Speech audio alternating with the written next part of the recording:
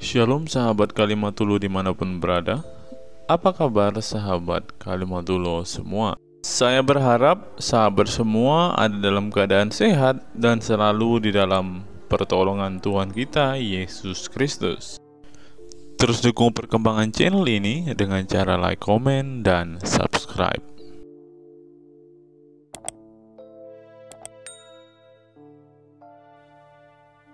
Pertahankanlah terus istrimu dan bertakwalah kepada Allah. Terus, Sedang engkau menyembunyikan di dalam hatimu apa yang akan dinyatakan oleh Allah. terus.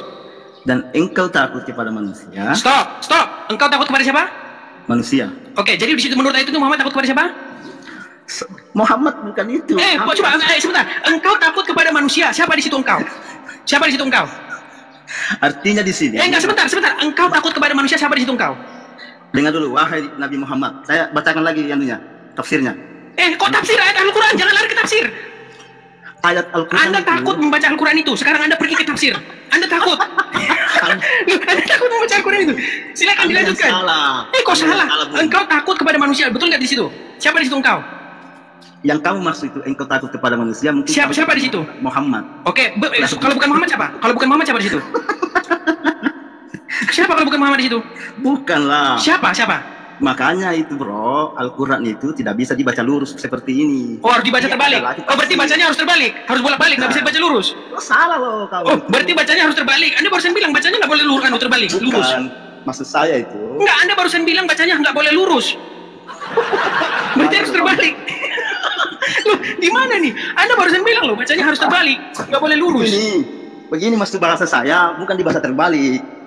Ini artinya bahasa Al-Quran ini harus ada tafsirnya, bukan di mana? Oke, di mana? Tunjukkan dalam Al-Quran harus ada tafsirnya mana? Tunjukkan ayatnya bahwa ayat Quran harus ada tafsirnya mana? Ini ada. Ayat berapa? Tunggu dulu kawan. Kamera jangan dimatikan, Pak. Yang saya tanya ayat di dalam Al-Quran yang mengatakan bahwa baca Quran harus ada tafsirnya. Mana? Surat berapa? Ayat berapa?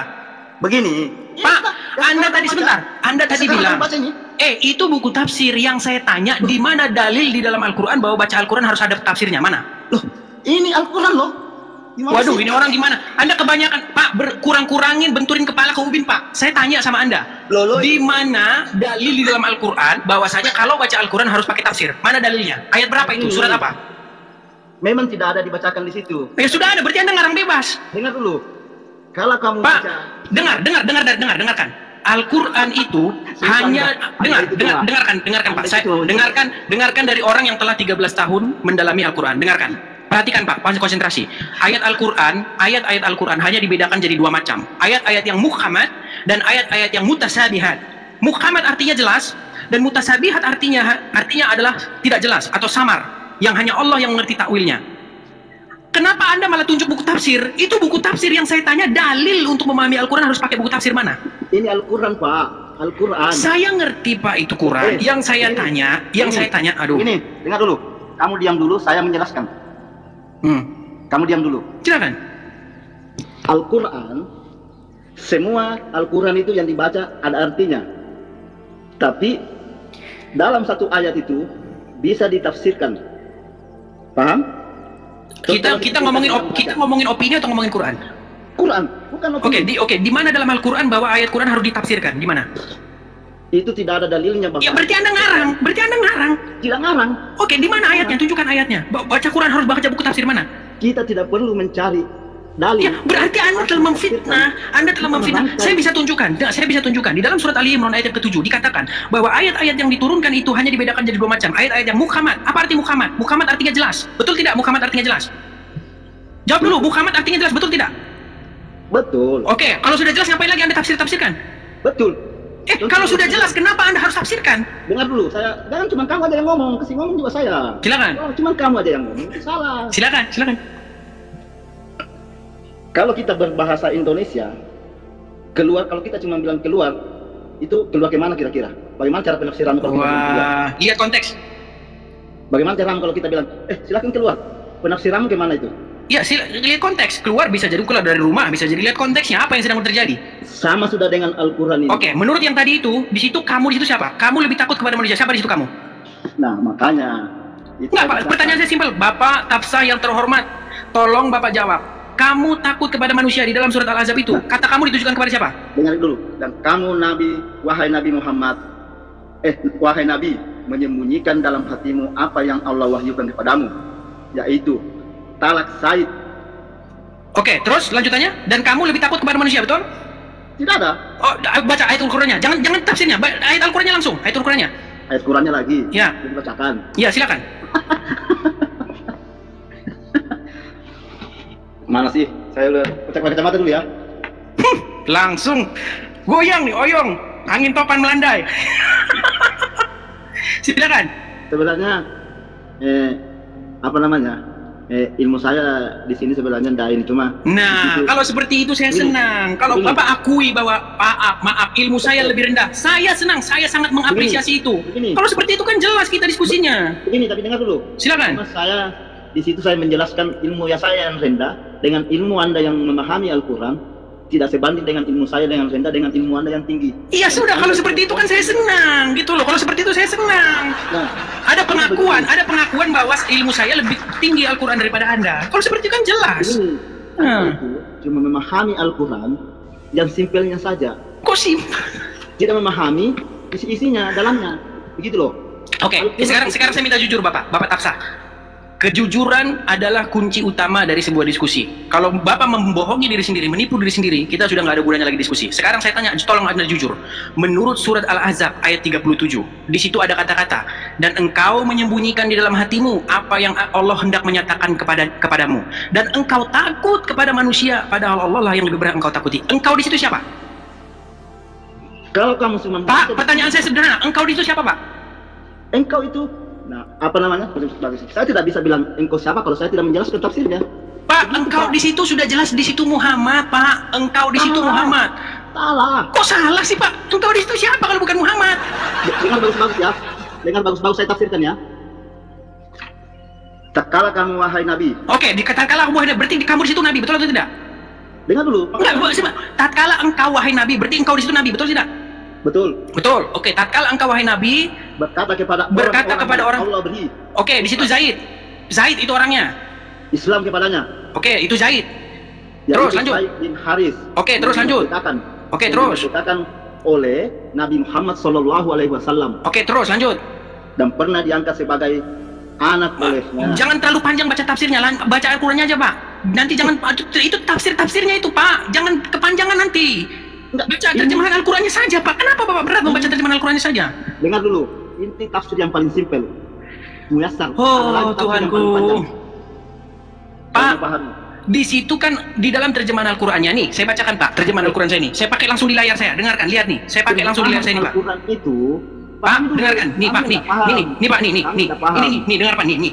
Dan ingatlah ketika engkau di sini Muhammad, betul? Pak, dan ingatlah ketika kamu di sini Muhammad, betul atau tidak? Tidak ada dibilang kamu Muhammad, wahai Nabi. Nabi di sini Muhammad, betul atau tidak? Tidak. Jadi siapa di sini? Makanya paham tafsirnya. Kalau buset, tadi udah dibilang loh itu Muhammad, Pak. Dan ingatlah engkau. Kamu 13 tahun belajar Al-Quran sendiri aja tanpa memahami nafsir, sama aja kamu ayam yang berkokok, burung yang berkokok. Oke, silakan Anda baca dulu, silakan Anda baca. Itu Anda itu sama seperti burung beo. Pak, silakan Anda baca dulu. Enggak, silakan Anda baca Al-Ahzab 37, silakan. Dan ingatlah kepada engkau. Kok dibaca-baca terus? Ini tadi ya, pertahankanlah terus istrimu dan bertakwalah kepada Allah. Terus. Sedang engkau menyembunyikan di dalam hatimu. Oke, siapa di situ? Engkau menyembunyikan di dalam hatimu, siapa itu? Yang menyembunyikan sesuatu di dalam hati itu siapa? Artinya, enggak, siapa itu, Pak? Siapa itu? Bukan artinya, siapa itu yang menyembunyikan sesuatu dalam hatinya itu siapa? Menyembunyikan dalam hatimu apa yang Allah wahyukan kepadamu. Iya, siapa itu? Siapa yang menyembunyikan dalam sesuatu hatinya itu? Nabi. Terus apa di situ? Yaitu talak Said terhadap istrinya dan menikahkanmu dengan mantan istrinya tersebut. Oke, siapa di situ yang mau dinikahkan? Makanya dengar dulu baca. Enggak, iya, siapa yang mau dinikahkan di situ siapa? Muhammad, betul? Dan Allah menampakkan apa yang kamu sembunyikan. Kamu takut orang-orang munafik. Oke, takut. Siapa di situ yang takut? Siapa di situ yang takut? Dengar dulu. Siapa di situ yang takut? Yang takut di situ siapa?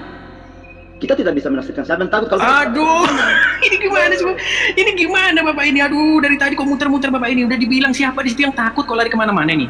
Siapa di situ yang takut? Anda itu mencari kejelekan, sebentar lagi Anda turunkan saya karena bila nanti karena anda nggak mau jawab, Anda putar-putar gimana?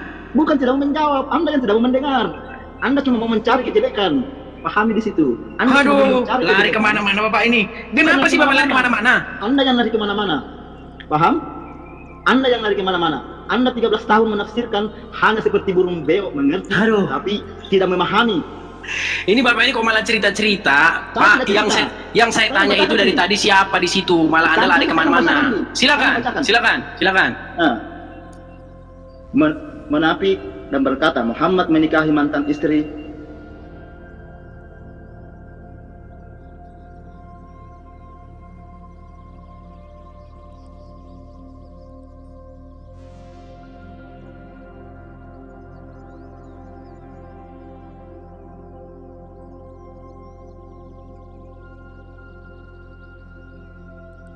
Anak-anak angkatnya, padahal Allah lebih patut untuk kamu. Oke, siapa di situ yang takut? Oke, padahal Allah lebih berhak engkau takuti. Siapa di situ?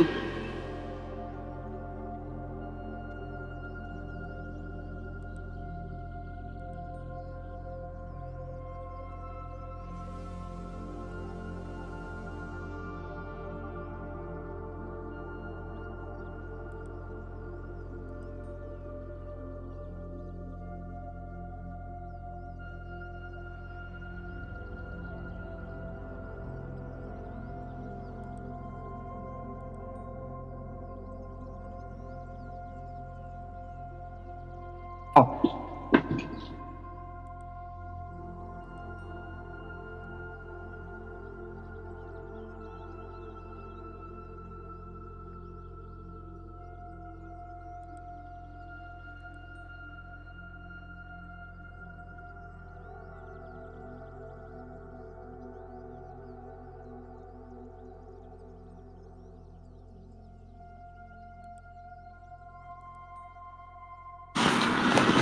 Siapa yang mau dinikahkan itu siapa? Muhammad, betul? Dan Allah menampakkan apa yang kamu sembunyikan. Kamu takut orang-orang munafik. Oke, takut. Siapa di situ yang takut? Siapa di situ yang takut? Dengar dulu. Siapa di situ yang takut? Yang takut di situ siapa? Kita tidak bisa menafsirkan syariat dan takut kalau aduh ini gimana sih? Ini gimana Bapak ini? Aduh dari tadi kok muter-muter Bapak ini, udah dibilang siapa di situ yang takut kok lari kemana-mana nih. Siapa di situ yang takut? Anda itu mencari kejelekan. Sebentar lagi Anda turunkan saya karena bila nanti karena anda nggak mau jawab, Anda putar-putar gimana? Bukan tidak mau menjawab, Anda yang tidak mau mendengar, Anda cuma mau mencari kejelekan, pahami di situ. Aduh lari kemana-mana Bapak ini. Kenapa sih Bapak lari kemana-mana? Anda yang lari kemana-mana, paham? Anda yang lari kemana-mana. Anda 13 tahun menafsirkan hanya seperti burung beo, mengerti, tapi tidak memahami. Ini Bapak ini kok malah cerita-cerita, Pak. Yang saya tanya itu dari tadi siapa di situ, malah Anda lari kemana-mana. Silakan. Menapik dan berkata Muhammad menikahi mantan istri anak-anak angkatnya, padahal Allah lebih patut untuk kamu. Oke, siapa di situ yang takut? Oke, padahal Allah lebih berhak engkau takuti. Siapa di situ? Kamu. Padahal Allah lebih berhak engkau takuti. Siapa di situ engkau? Manakala Said sudah meninggalkan di situ dia. Padahal Allah lah yang lebih berhak engkau takuti. Siapa itu engkau? Adakah dijelaskan di sini siapa engkau? Jadi siapa di situ engkau? Makanya saya baca. Gimana nih orang ini? Tuhan, aduh. Loh, Anda ini gimana sih? Kamu yang bagaimana? Kamu yang tidak jelas. Ini orang gimana nih, orang ini sakit kepala aku dibikin. Selalu ada yang betul sesuatu, kamu langsung stop bahwa siapa yang ditakuti. Makanya tunggu penjelasannya. Saya jelaskan kayak gitu nah. Siapa di situ? Enggak. Kamu belajar ilmu, kamu sekolah sendiri, sekolah di rumah atau gimana? Oke lah, saya akui Anda tidak bisa menjawab ini. Sekarang Anda bertanya kepada saya kan? Kepada siapa saya belajar Al-Quran? Dengar, saya kasih tahu, dengarkan. Pertama-tama, saya seperti Anda persis. Kalau baca Al-Quran harus pergi ke Pak Ustadz. Waktu itu saya cerita ya, waktu itu saya diajari surat Al-Ikhlas, ya, dia suruh saya baca. Saya bacanya begini waktu itu yang saya baca begini. Qul huwallahu ahad, Allahu somad, walam yalid, walam yulad, walam yakul lahu kufuwan ahad. Terus dimarahin saya. Dibilang begini, bacanya bukan kul huwallahu ahad, tapi kul huwallahu ahad, harus ahad gitu. Hanya seperti itu yang diajarin, terus seperti itu. Dalam hati saya bilang seperti apa? Dalam hati saya bilang gini, Pak, saya belajar Al-Quran bukan cari bagaimana cara bacanya, Pak. Tapi nggak saya bilang sama ustaz saya itu, tapi dalam hati saya bilang, saya baca Al-Quran ini bukan cari bagaimana cara bacanya, bagaimana cara melafatkannya, bagaimana cara baca tajwidnya, bagaimana cara qalqalanya, bukan itu. Yang saya cari adalah maknanya di dalam bahasa Indonesia dan apa itu artinya. Itu yang penting bagi saya. Saya tidak penting bagi saya itu qalqalanya, tajwidnya, tidak penting. Karena kata Pak Ustadz bilang begini, karena satu huruf ya itu akan mendapat pahala. Pak, saya ini non muslim, Pak. Saya membaca Al-Quran bukan mau cari pahala. Saya membaca Al-Quran, saya ingin mengerti artinya supaya saya tahu apa isinya dan bisa saya serap dalam kepala saya dan bisa saya maknai apa artinya. Itu yang penting bagi saya daripada pahala. Akhirnya apa? Saya putuskan untuk belajar Al-Quran secara otodidak. Saya beli buku tafsir, saya baca buku tafsir, saya baca Al-Quran, saya baca ini, saya baca terjemahan beda-beda terjemahan, saya baca terjemahan Yusuf, saya baca semua terjemahan-terjemahan. 13 tahun lamanya saya baca itu semua, dari Al-Fatihah, Anas Al-Fatihah, bolak-balik ya, dengan satu tujuan, saya ingin mengerti apa sesungguhnya isi Al-Quran. Ternyata setelah saya dapati semua yang saya dengar dari Anda, dari orang-orang, tidak sesuai dengan apa yang dikatakan Al-Quran. Satu contoh tadi Anda bilang, kalau baca Al-Quran harus baca buku tafsir. Ingat, itu tadi kata Anda. Sekarang tunjukkan sama saya satu surat di dalam Al-Quran yang mengatakan bahwa membaca Al-Quran harus pakai buku tafsir. Tunjukkan. Kalau ada, saya tutup akun saya ini. Saya nggak mau lagi debat ini. Tunjuk satu ya. Di mana? Saya jelaskan lagi. Kasih lagi kesempatan menjelaskannya. Silakan. Kasih kesempatan. Di dalam Islam kita tidak dituntut belajar Al-Quran. Cuma kalau cuma belajar aja tafsir artinya itu Anda tidak akan dapat. Yakin saya 20 tahun, 30 tahun Anda belajar Al-Quran, hafal bolak-balik dari titik sampai titik, dari juz ke juz. Kalau Anda tidak mentafsirkan, Anda tidak akan dapat. Pak, yang saya tanya aja Anda tidak paham loh, Pak. Dengan segala hormat, Pak. Dengan segala hormat, Pak. Yang saya tanya Anda tidak paham. Yang saya tanya adalah tunjuk satu ayat, satu surah di dalam Al-Quran yang mengatakan bahwa kalau membaca Al-Quran ini haruslah Anda merujuk kepada buku tafsir. Di mana ayatnya? Anda tahu nggak? Al-Quran itu perkataan siapa? Zalikal kitabu la raiba fihi hudalil muttaqin. Kitab ini tidak ada keraguan padanya, petunjuk bagi orang-orang yang bertakwa. Dari mana Anda katakan bahwa kitab ini tidak jelas? Padahal di sini dikatakan zalikal kitabu la raiba fihi, tidak ada keraguan. Kenapa Anda harus pergi ke ustadz ini, ustadz itu untuk tanya? Bukankah Al-Quran itu sudah jelas? Saya tanya dulu. Belajar Al-Quran, dalam Al-Quran ini perkataan siapa? Saya tanya Bapak dulu. Dikatakan di situ Al-Quran itu adalah perkataan Rasul. Anda salah benar. Oh, kalau saya tunjuk ayatnya gimana? Bahwa Al-Quran itu sungguh-sungguh adalah perkataan Rasul yang mulia. Di mana? Kalau saya tunjuk di mana? Gimana? Baik, sebentar, saya ambilkan Quran saya, sebentar. Sabar. Al-Quran itu perkataan firman Allah. Sunnah itu baru hadis, cerita dari Nabi Muhammad SAW. Kalau Anda pahami.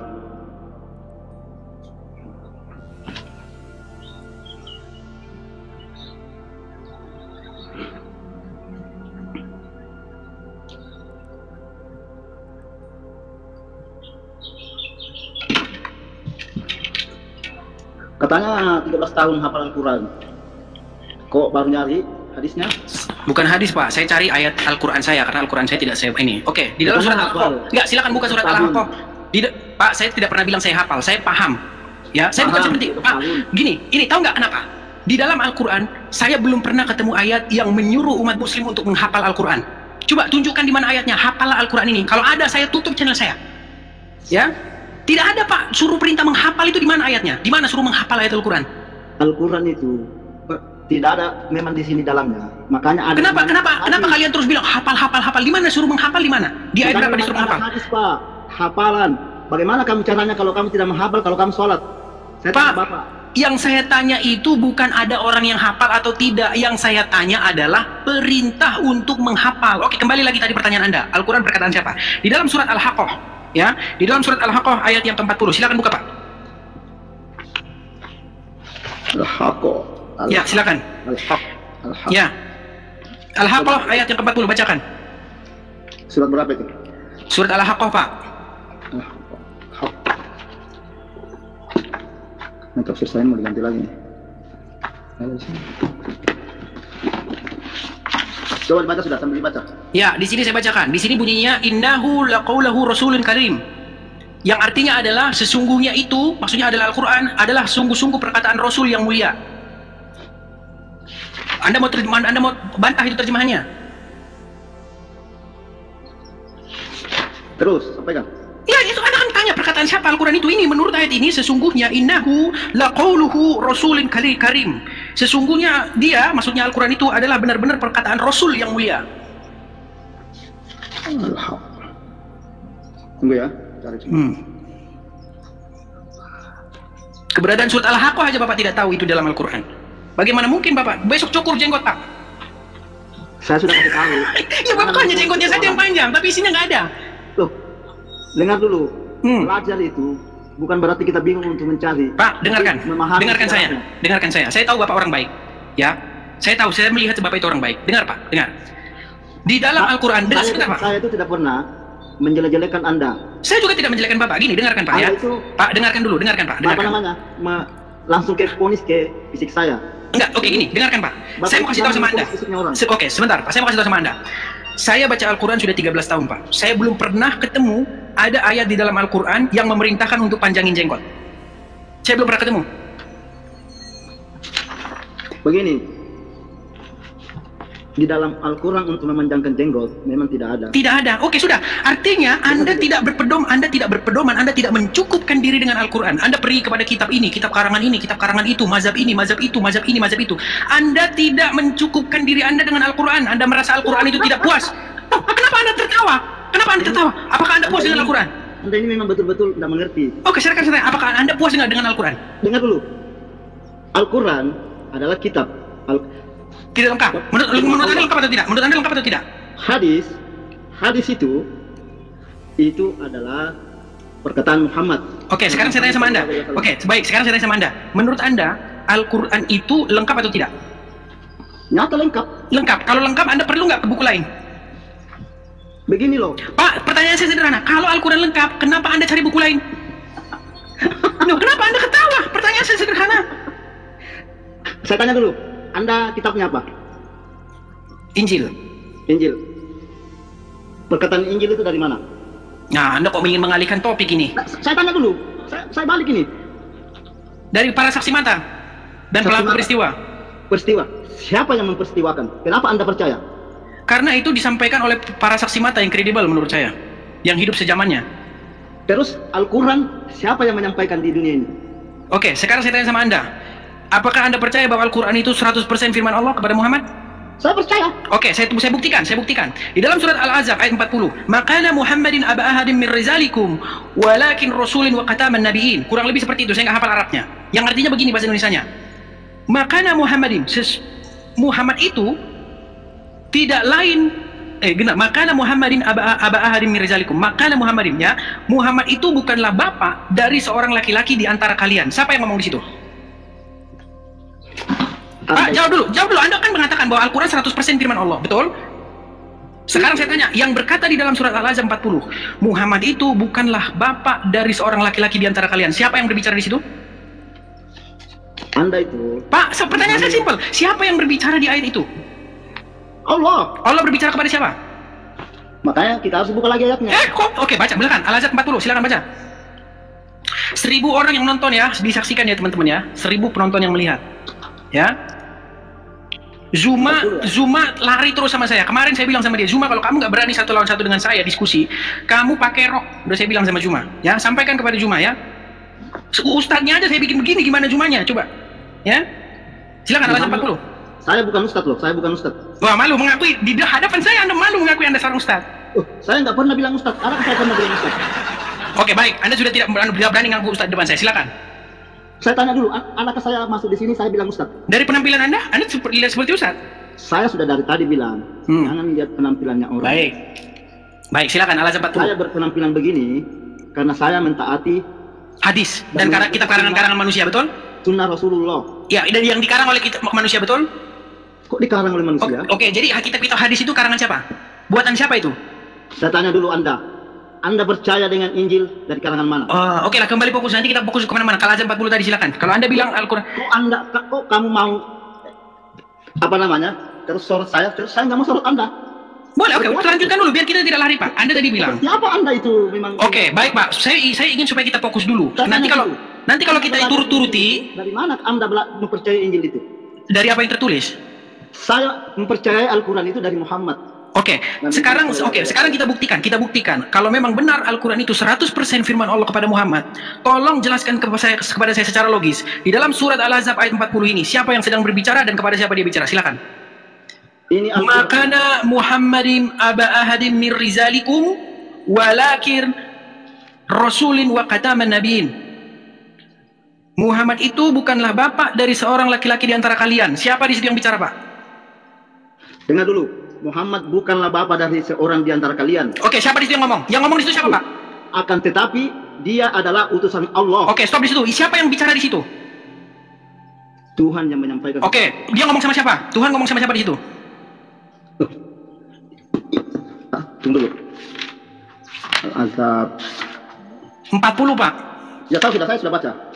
Muhammad itu bukanlah bapak dari salah satu laki-laki di antara kalian, tetapi dia, siapa yang ngomong di situ? Yang dia sampaikan kepada. Enggak, yang ngomong di situ siapa, Pak? Yang ngomong di situ siapa tadi, Pak bilang? Sebentar, tadi Anda katakan bahwa yang bicara di situ adalah Allah. Allah lagi bicara sama siapa?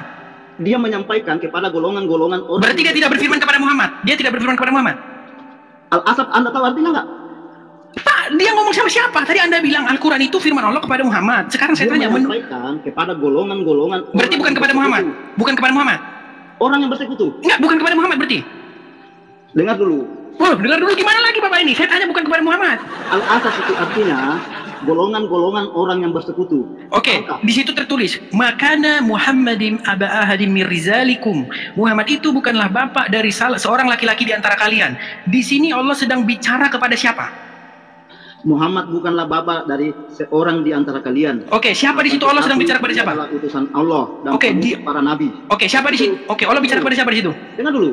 Dan penutup para nabi. Tidak ada kenabian sesudahnya sampai hari kiamat. Oke, di situ Allah ngomong sama siapa? Perbuatan kalian. Ya, di situ Allah ngomong sama siapa, Pak? Iya, pertanyaan saya di situ Allah ngomong sama siapa?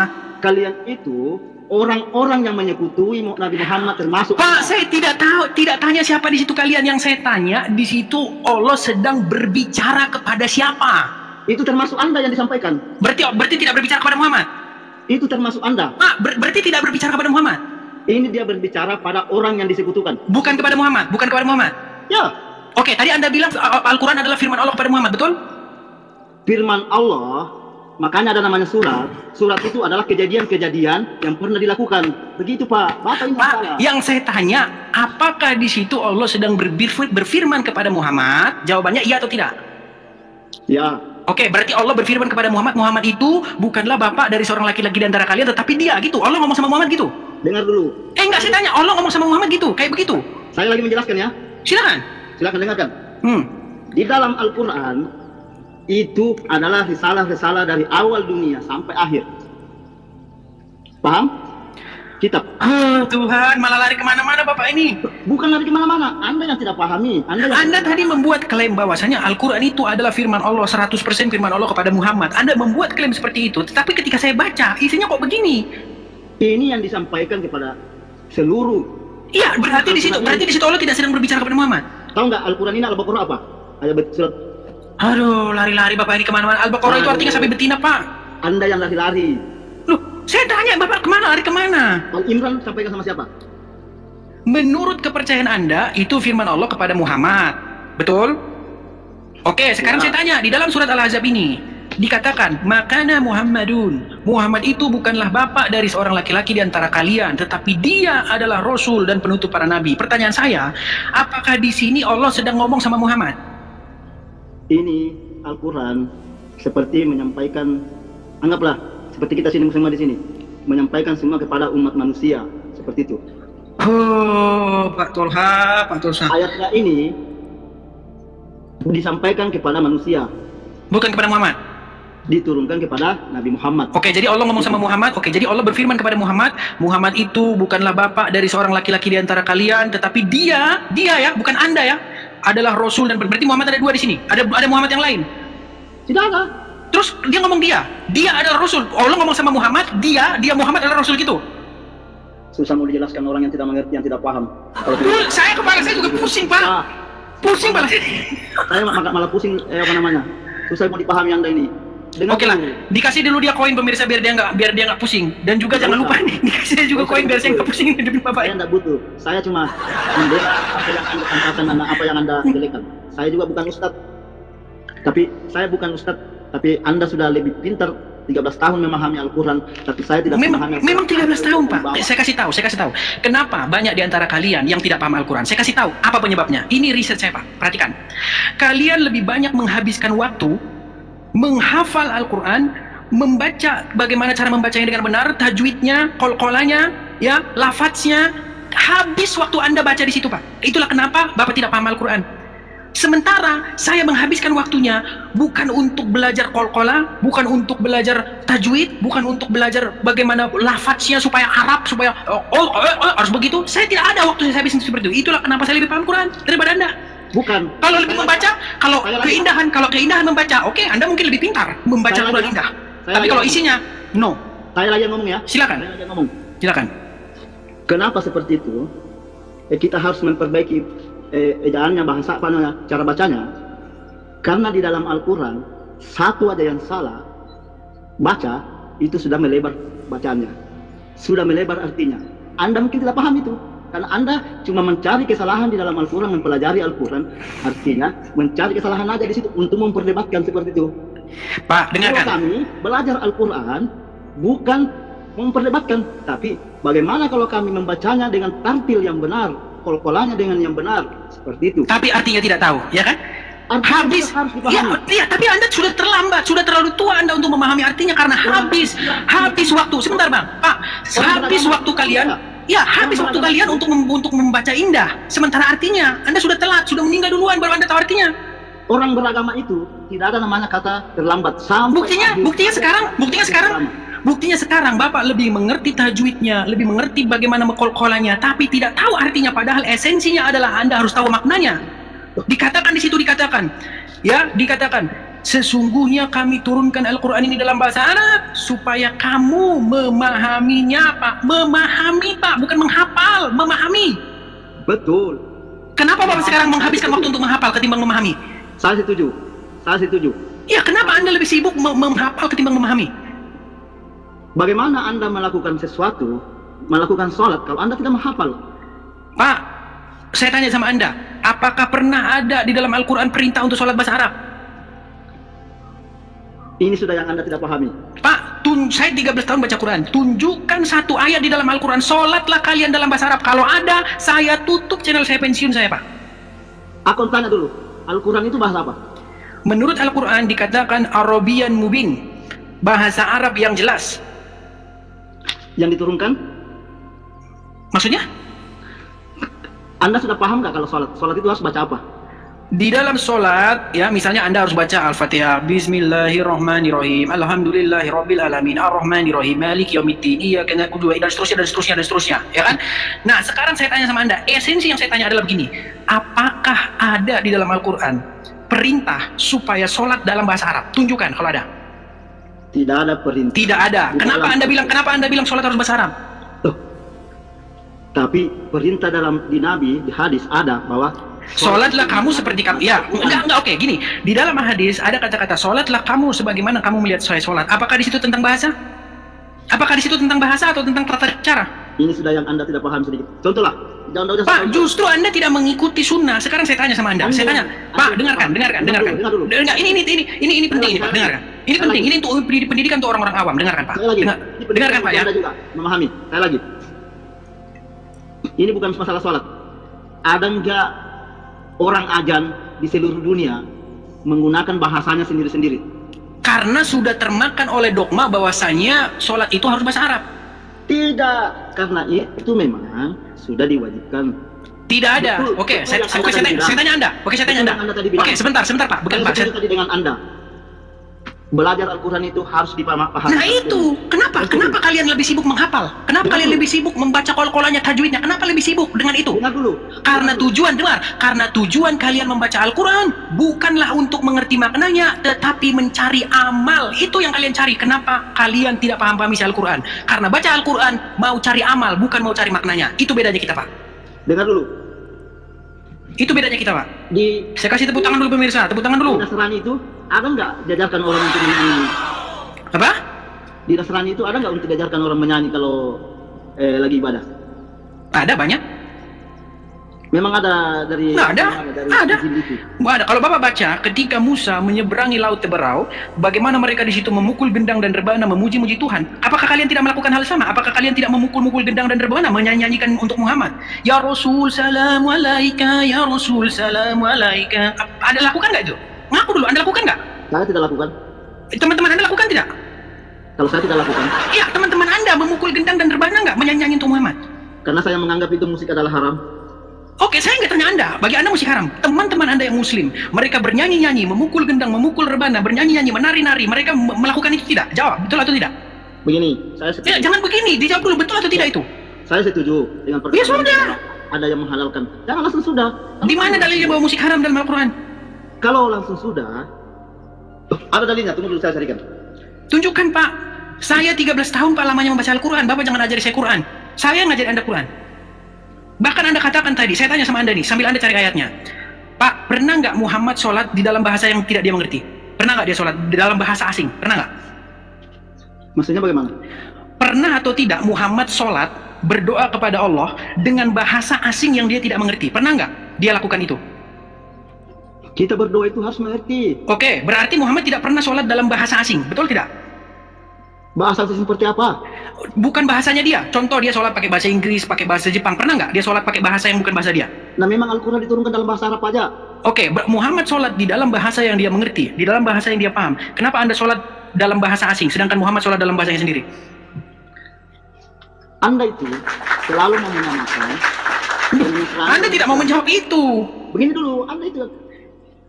Kita itu sudah ada patokan, tidak boleh lagi ada A, B seperti Nasrani contoh, bisa bahasa ini, bisa bahasa itu, kecuali berdoa.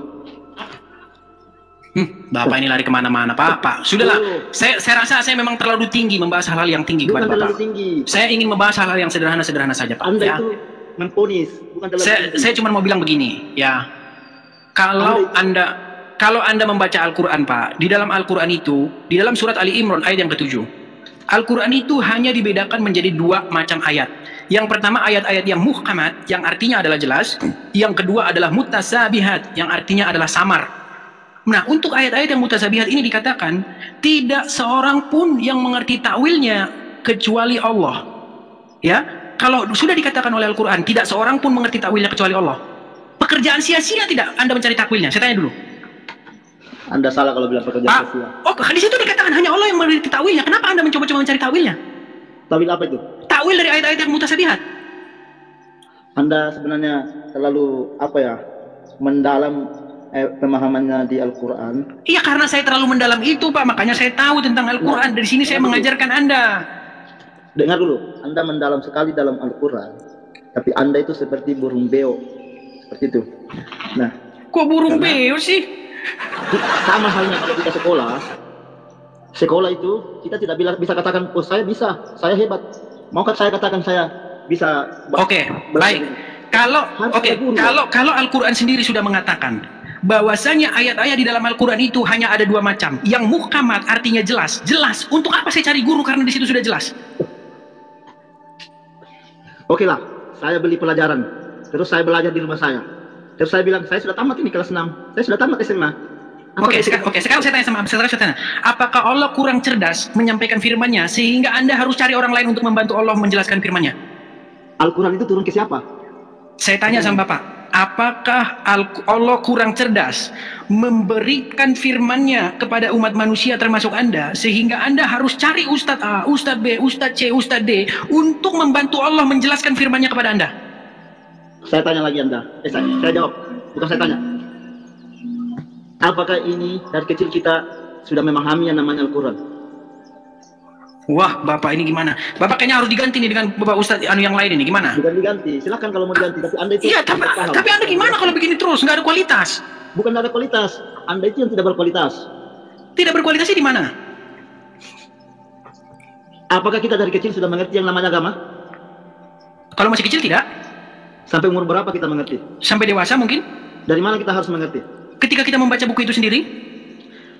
Apakah Anda dari seorang Nasrani dari kecil tidak pernah belajar? Belajar? Siapa yang ngajarin? Kalau dari kecil karena keinginan belum terlalu kuat, mungkin dari guru-guru sekolah minggu. Setelah dewasa, saya tidak belajar lagi dari guru sekolah minggu, saya baca langsung Injilnya. Sama seperti Anda juga. Ketika Anda malas, Anda tanya sama orang. Tapi ketika Anda sudah rajin, Anda langsung ke sumbernya, ke Al-Qur'annya, Anda baca itu. Ketika Anda mungkin ada sedikit tidak paham, boleh Anda tanya, menurut ulama ini, menurut ulama itu, boleh. Tapi yang ingin saya kasih tahu kepada Bapak, di dalam Al-Quran tidak pernah ada ayat yang bilang begini, kalau kamu mau paham Al-Quran ini, kamu harus baca kitab Tafsir Ibnu Katsir ya, kamu harus baca kitab Jalalain ya, kamu harus pergi ke ulama ini ya, kamu harus tanya si ini ya. Tunjukkan ayatnya Pak, di mana? Jangan lari Pak. Terjeda loh, Bapak terjeda. Apa begini?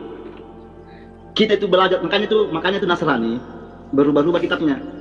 Aduh, Bapak ini termakan opini Pak. Di dalam Al-Quran dikatakan, jika kamu ragu-ragu terhadap apa yang kami wahyukan kepadamu, maka tanyakanlah orang-orang yang membaca kitab sebelummu. Surat Yunus ayat yang ke-90 kalau tidak salah Pak. Kalau tidak salah tolong diralat ya.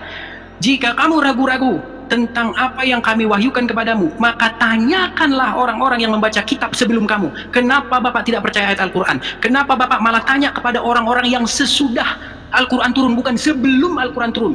Harusnya kalau Bapak percaya Al-Quran, tanya sama ahli kitab yang sudah membaca kitab sebelum Al-Quran, bukan tanya kepada para ulama yang membaca kitab sesudah Al-Quran turun. Padahal suruh ditanya kepada yang sebelum, bukan kepada yang sesudah. Anda bagaimana? Tidak percaya kepada Al-Quran, Anda lebih percaya kepada omongan ini, omongan itu, pendapat ini, pendapat fulan, yang semuanya mereka saling cakar-cakaran. Begini loh. Karena Anda tidak kembali kepada Al-Quran. Anda lebih percaya kepada pendapat ini, pendapat itu, yang semuanya mereka juga bertentangan, mazhab ini, mazhab itu, bertentangan. Masalah apa namanya, kunut aja kalian tidak selesai-selesai. Kapan saya mau dikasih kesempatan ngomong? Silakan. Begini, makanya sering terjadi perubahan-perubahan seperti umumnya juga Kristen, perubahan-perubahan karena tidak bersanad. Tahu nggak bersanad? Pak, sanad itu justru membuktikan ketidakakuratan informasi itu atau jauhnya informasi itu dari sumber sejarah. Saya kasih contoh. Kalau Anda ingin bercerita kepada anak Anda tentang bapak Anda, perlu nggak Anda sanad? Saya tanya. Saya tanya dulu. Pak, simpel. Tadi kan Anda mempermasalahkan sanad. Kata si fulan berkata kepada si fulan, kata si fulan, kata-katanya. Itu kata Anda bagus. Sekarang saya tanya, justru kalau sanadnya makin panjang, silakan. Saya lagi ngomong. Kenapa Al-Quran itu tidak pernah berubah dari awal diturunkan sampai sekarang? Karena sanadnya jelas. Di dalam Al-Quran tidak ada sanad, Pak. Cari yang tidak jelas, tidak seperti Nasrani. Itu berubah. Ya, ini Bapak termakan informasi. Oke, sekarang saya tanya. Al-Quran itu sudah bersanad dari dulunya. Bagaimana caranya kamu tahu? Oke, di mana sanadnya Al-Quran, Pak? Tunjukkan. Di mana sanadnya Al-Quran? Bapak itu tahu Al-Quran dari mana? Pak, di dalam Al-Quran tidak ada ditulis di sini dari sini nggak ada Pak. Bunyi ayat pertama di dalam Al-Quran, Bismillahirrahmanirrahim, Alhamdulillahirabbil alamin, Arrahmanirrahim, Maliki yaumiddin. Di mana di situ sanadnya Pak? Anda tidak lihat ini sama penanggung jawab? Pak, itu kata pengantar bukan Al-Quran Pak. Itu kata pengantar bukan Al-Qurannya.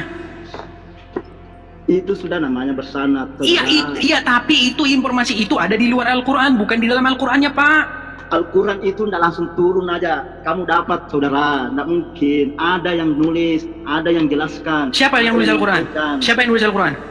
Ada yang menyampaikan. Iya, siapa yang nulis Al-Quran? Makanya Al-Quran itu tidak berubah-berubah. Iya Pak, saya tanya, siapa yang menulis Al-Quran? Makanya kita lihat seperti ini. Siapa sih sanadnya yang bertanggung jawab? Kalau Bapak bilang tidak berubah-ubah, sebenarnya Bapak juga salah. Sekarang Bapak tahu nggak bacaan Al-Quran yang berbeda-beda? Bacaan Al-Quran yang berbeda-beda memang ada pada. Memang ada. Oke, itu buktinya berubah nggak? Tidak berubah sama sekali. Iya, kok udah beda-beda kok tidak berubah? Bacaan Hafs, bacaan Wars beda nggak? Bacaan Qolun beda nggak? Bacaannya beda. Iya, artinya, oke, kalau beda berarti artinya beda. Itu beda tingginya naru. Seperti Iya, itu. iya, makanya saya bilang, oke, kita kasih contoh aja Pak, tentang tayamum. Saya tanya sama Anda, menurut versi Hafs, atau menurut versi Qolun, atau menurut versi yang manapun, orang bertayamum ketika tidak menemukan air, dia bertayamum, di situ dikatakan karena bersentuhan dengan perempuan. Bersentuhan di situ apa? Persentuhannya segini. Oke, tapi tahu nggak Anda menurut mazhab lain itu bersentuhan di situ artinya berhubungan badan? Makanya. Enggak, saya tanya dulu, tahu nggak bahwa ada mazhab lain yang mengatakan bersentuhan di situ bukan bersentuhan fisik begini, tapi berhubungan badan, berhubungan seksual. Tahu nggak? Anda tahu itu nggak? Makanya kata-kata. Nggak, sebentar, Anda tahu itu tidak? Tahu itu tidak? Tahu. Tahu, oke. Menurut mazhab lain, bersentuhan itu artinya berhubungan badan. Menurut mazhab lain, bersentuhan itu artinya sentuhan kulit. Sudah beda nggak? Beda nggak itu? Artinya begini. Nggak, saya tanya, beda nggak itu? Saya tanya. Ya, maksudnya ini. Nggak, saya tanya dulu sama Bapak. Beda nggak itu? Begitu. Saling muhrim nggak begitu? Aduh, udah.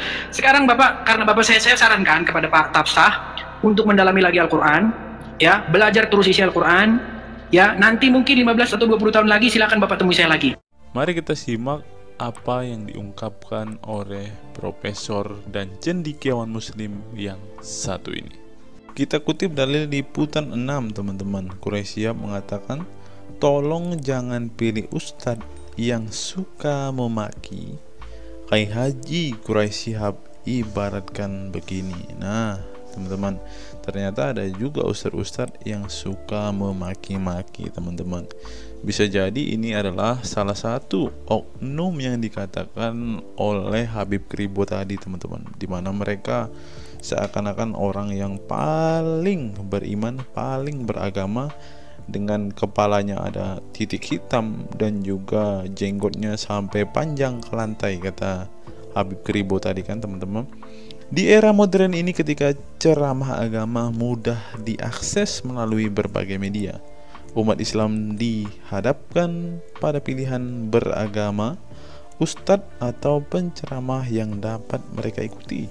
Namun tidak semua pendakwah menggunakan cara yang sejuk dan penuh hikmah dalam menyampaikan pesan agama. Menanggapi fenomena ini, wah, ini ternyata sebuah fenomena nih, teman-teman. Berarti sudah sering terjadi nih, teman-teman. Profesor Kai Haji Quraisy Shihab, seorang cendekiawan Muslim, terkemuka menekankan pentingnya memilih ustadz yang tidak memaki-maki dalam dakwahnya. Quraisy Shihab mengingatkan bahwa dakwah adalah ajakan kepada kebaikan yang harus disampaikan dengan cara yang baik pula. Ia menekankan pentingnya mencontoh akhlak Nabi Muhammad SAW yang selalu lemah lembut dalam menyampaikan ajaran Islam. Mengutip sabda Nabi Muhammad, barang siapa yang beriman kepada Allah dan hari akhir, hendaklah ia berkata baik atau diam. Ayahanda presenter Naswa Shihab menegaskan bahwa ini adalah pedoman penting bagi para pendakwah. Kata-kata yang baik dan penuh hikmah lebih efektif dalam menyentuh hati dan menggerakkan orang untuk berubah ke arah yang lebih baik. Dalam dakwah, seringkali ditemukan penceramah yang menggunakan kata-kata yang keras dengan alasan untuk menegur atau mengingatkan umat. Namun, Profesor Quraisy Shihab mengingatkan bahwa cara ini justru bisa menimbulkan antipati dan menjauhkan orang dari ajaran agama Islam yang seharusnya penuh kasih sayang dan rahmat. Menukil Islam.co, Quraisy Shihab menjelaskan hal yang menarik ketika ditanya seseorang terkait kriteria ustadz yang tepat untuk dijadikan panutan atau sebagai penceramah. Mantan rektor lain, sekarang UIN, Syarif Hidayatullah Jakarta, ini menjelaskan dengan penuh kasih ibarat seorang bapak menasihati anaknya. Pilihlah ustadz yang menganut paham moderat. Anda tidak akan mendengar makian, tutur mantan Menteri Agama ke-16 masa Presiden Soeharto ini. Quraisy Shihab menjelaskan bahwa ustadz yang wasatiyah akan terbuka untuk dikritik dan tidak fanatik dengan satu pandangan dan menilai pandangan yang orang lain salah. Quraisy menjelaskan bahwa Ustadz Wasatiyah akan terbuka untuk dikritik dan tidak fanatik dengan satu pandangan dan menilai pandangan orang lain salah. Ustadz yang Wasatiyah memahami bahwa jalan menuju agama itu besar dan memiliki jalan-jalan kecil untuk menuju jalan besar itu. Karena dalam rincian ajaran agama yang Tuhan tanyakan adalah hasilnya, misalnya 5 tambah 5 10, tapi bisa juga 7 tambah 3 lanjutnya. Salah satu ciri Ustadz yang Wasatiyah menurutnya adalah berpengetahuan luas. Ustadz yang berpengetahuan luas akan mampu menilai dan menghargai suatu pendapat, sedangkan ustadz yang sempit pengetahuannya akan mudah menyalahkan. Semakin luas pengetahuan seseorang, semakin besar toleransinya. Semakin sempit, semakin bodoh tandasnya. Nah, teman-teman muslim, silahkan kalian mau milih ustadz yang modelnya seperti ini. Karena ustadz yang berilmu itu seperti yang dikatakan oleh Bapak Quraisy Shihab ini, bahwa mereka pasti adalah orang yang sangat toleransi. Tetapi jika ustadzmu kamu dapati tidak bisa bertoleransi atau orang yang intoleran, maka mereka bisa dikatakan ustadz yang BODOH, kata Quraisy Shihab. Nah, pertanyaannya adalah, apakah Zuma termasuk standar ustadz yang baik atau ustadz yang toleran? Mari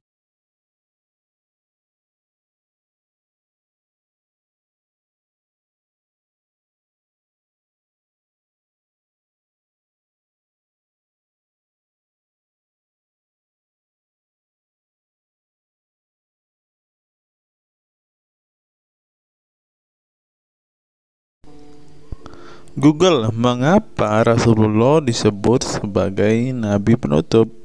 Apa alasannya?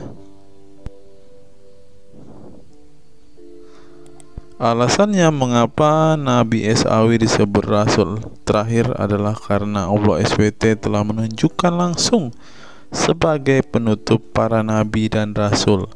Hal ini tercantum dalam Al-Quran yang merupakan firman Allah.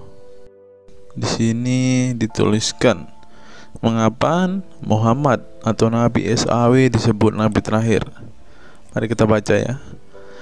Katamul Anbiya merupakan salah satu julukan Nabi Muhammad yang berarti penutup para nabi, sesuai dengan firman Allah SAW dalam surat Al-Ashab ayat 40 yang berbunyi, artinya Muhammad itu sekali-sekali bukanlah bapak dari seorang laki-laki di antara kamu, tetapi dia adalah Rasul Allah dan penutup nabi-nabi, dan adalah Allah Maha mengetahui segala sesuatu. Nabi Muhammad SAW merupakan nabi terakhir yang Allah utus untuk menyempurnakan agama-agama sebelumnya. Al-Quran merupakan kitab Allah yang menyempurnakan kitab-kitab sebelumnya, sehingga tidak perlu ada kitab lain karena Al-Quran merupakan kitab Allah yang menyempurnakan kitab-kitab sebelumnya, sehingga tidak perlu ada kitab lain karena Al-Quran sebagai kitab terakhir. Maka dapat diartikan bahwa tidak ada lagi nabi setelah Nabi Muhammad SAW. Nabi Muhammad SAW sebagai nabi terakhir juga didukung dengan dalil lainnya, yaitu surat Al-Sab 61 ayat 6. Dan ingatlah ketika Isa bin Maryam berkata, "Hai Bani Israel, sesungguhnya aku adalah utusan Allah kepadamu, membenarkan kitab sebelumku, yaitu Taurat, yang memberikan kabar gembira dengan datangnya seorang Rasul yang akan datang sesudahku, yang namanya Ahmad dalam tanda kurung Muhammad." Menurut Syekh Al-Zairi dalam kitab Al-Jawahir dan Al-Qalamiyah, alasan kenapa Nabi Muhammad SAW dijadikan nabi terakhir adalah hikmah terputusnya para nabi itu untuk menyeru umat manusia agar beribadah kepada Allah, menunjukkan mereka ke jalan yang lurus dalam urusan kehidupan duniawi dan ukhrawi, memberitahu kepada mereka tentang hal-hal yang tidak dapat dicapai oleh penglihatan mereka, dan memberitahu keadaan yang pemikiran mereka belum sampai, dan menetapkan dalil yang meyakinkan serta menghilangkan syubhat keserupaan yang tidak benar. Adapun hubungan dakwah Nabi Muhammad SAW dengan nabi-nabi terdahulu ialah terbangun atas dasar sebagai penguat dan penyempurna dakwah nabi-nabi sebelumnya. Oleh karena itu, semua para nabi selalu dibangun atas dasar dua pondasi utama, yaitu akidah, syariat, dan akhlak. Dari segi kaidah, dari segi akidah, semua ajaran yang dibawa oleh para nabi, mulai dari Nabi Adam alaihissalam sampai Muhammad SAW, adalah sama. Tidak ada beda antara nabi satu dengan nabi yang lainnya. Semuanya mengajarkan keimanan terhadap keesaan Allah SWT, yaitu dengan membersihkan dari segala sifat yang tidak layak baginya, dan mengimani adanya hari kiamat serta adanya surga dan neraka. Maka dari itu, semua para nabi menyerukan kepada kaumnya masing-masing antara dasar iman kepada Allah, dan semua para nabi setelahnya saling membenarkan ajaran yang telah dibawa oleh para nabi sebelumnya. Adapun dari segi syariat yang mengatur tatanan kehidupan masyarakat dan individu terhadap perbedaan dalam metode dan kuantitasnya antara satu nabi dengan yang lain. Hal itu disebabkan karena syariat tersebut dalam ranah pelaksanaan, bukan sebuah pengabaran seperti akidah. Perkembangan zaman dan perbedaan bangsa yang satu dengan bangsa yang lainnya turut mempengaruhi syariat mereka satu sama lain. Diutusnya satu nabi itu adalah khusus untuk umatnya pada waktu itu, bukan umum untuk semua manusia.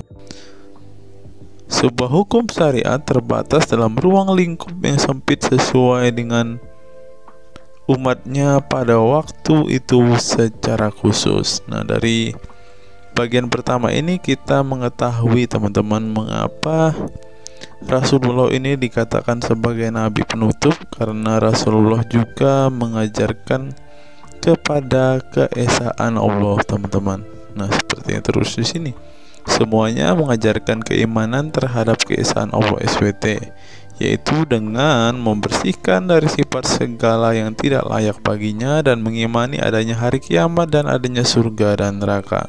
Salah satu alasan mengapa Rasulullah disebut sebagai nabi penutup adalah ini, teman-teman.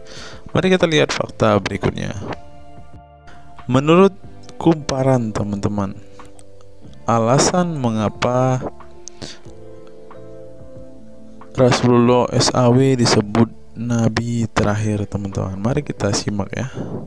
Saya berharap teman-teman tidak bosan mendengar setiap fakta-fakta yang kita bukakan ini, karena dengan melihat fakta-fakta ini setidaknya kita belajar, teman-teman, dan dapat memaklumi mengapa sih saudara-saudara muslim kita itu sangat-sangat menjunjung tinggi Rasulullah, teman-teman. Mari kita simak. Nabi Muhammad SAW adalah nabi yang ke-25 dalam Al-Quran. Sebagai umat Islam, kita diwajibkan mempercayai bahwa tidak ada rasul lain setelah kematian Nabi Muhammad SAW. Sebenarnya, mengapa Nabi SAW disebut rasul terakhir? Bukan tanpa alasan Allah SWT memilih Nabi Muhammad SAW sebagai rasul terakhir, sehingga kita dilarang untuk mempercayai bahwa adanya rasul setelah Nabi Muhammad SAW meninggal dunia, bahkan sampai memiliki cara pandang berbeda dengan beliau. Nah, jadi teman-teman kita, saudara-saudara kita tidak percaya ada nabi setelah Nabi Muhammad, teman-teman. Terlebih ada yang nabi yang membawa ajaran-ajaran yang berbeda dari apa yang diajarkan oleh Rasulullah. Berikutnya, alasan dibalik Nabi Muhammad SAW disebut rasul terakhir.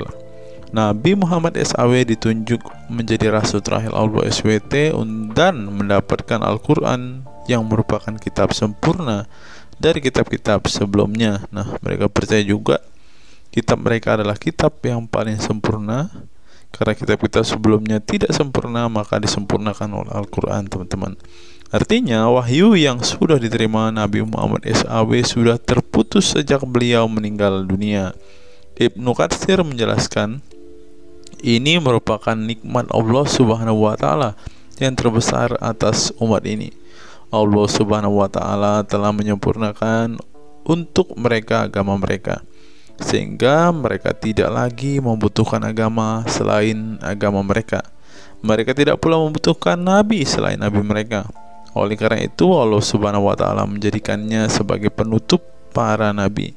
Allah Subhanahu wa Ta'ala mengutus beliau kepada manusia dan kepada jin. Nah, jadi teman-teman, Rasulullah juga bukan hanya dikirim kepada umat muslim, kepada manusia-manusia yang percaya dan memutuskan untuk memeluk agama Islam saat ini, ternyata juga kepada para jin, teman-teman. Allah Subhanahu wa Ta'ala berfirman, artinya Muhammad itu sekali-kali bukanlah bapak dari seorang laki-laki di antara kamu, tetapi dia adalah Rasulullah dan penutup nabi-nabi, dan adalah Allah Maha mengetahui segala sesuatu. Dikutip dari buku situs-situs dalam Al-Quran oleh Syarifuddin Al-Fikri, para ahli bahasa memberikan makna terhadap kata ma dalam surat Al-Ahzab ayat 40 dengan al-istitsaku wal ma'u, yang artinya memastikan dan menolak sesuatu. Sehingga Al-Quran menyebutkan bahwa Nabi Muhammad SAW sebagai khatam an-nabiyin, artinya pasti tidak ragu beliau seorang nabi terakhir dan menolak orang mengaku di kemudian hari. Adapun alasan dibalik Nabi Muhammad SAW sebagai Rasul terakhir dijelaskan oleh Syekh Al-Zairi dalam Al-Jawahir Al-Kalamiyah.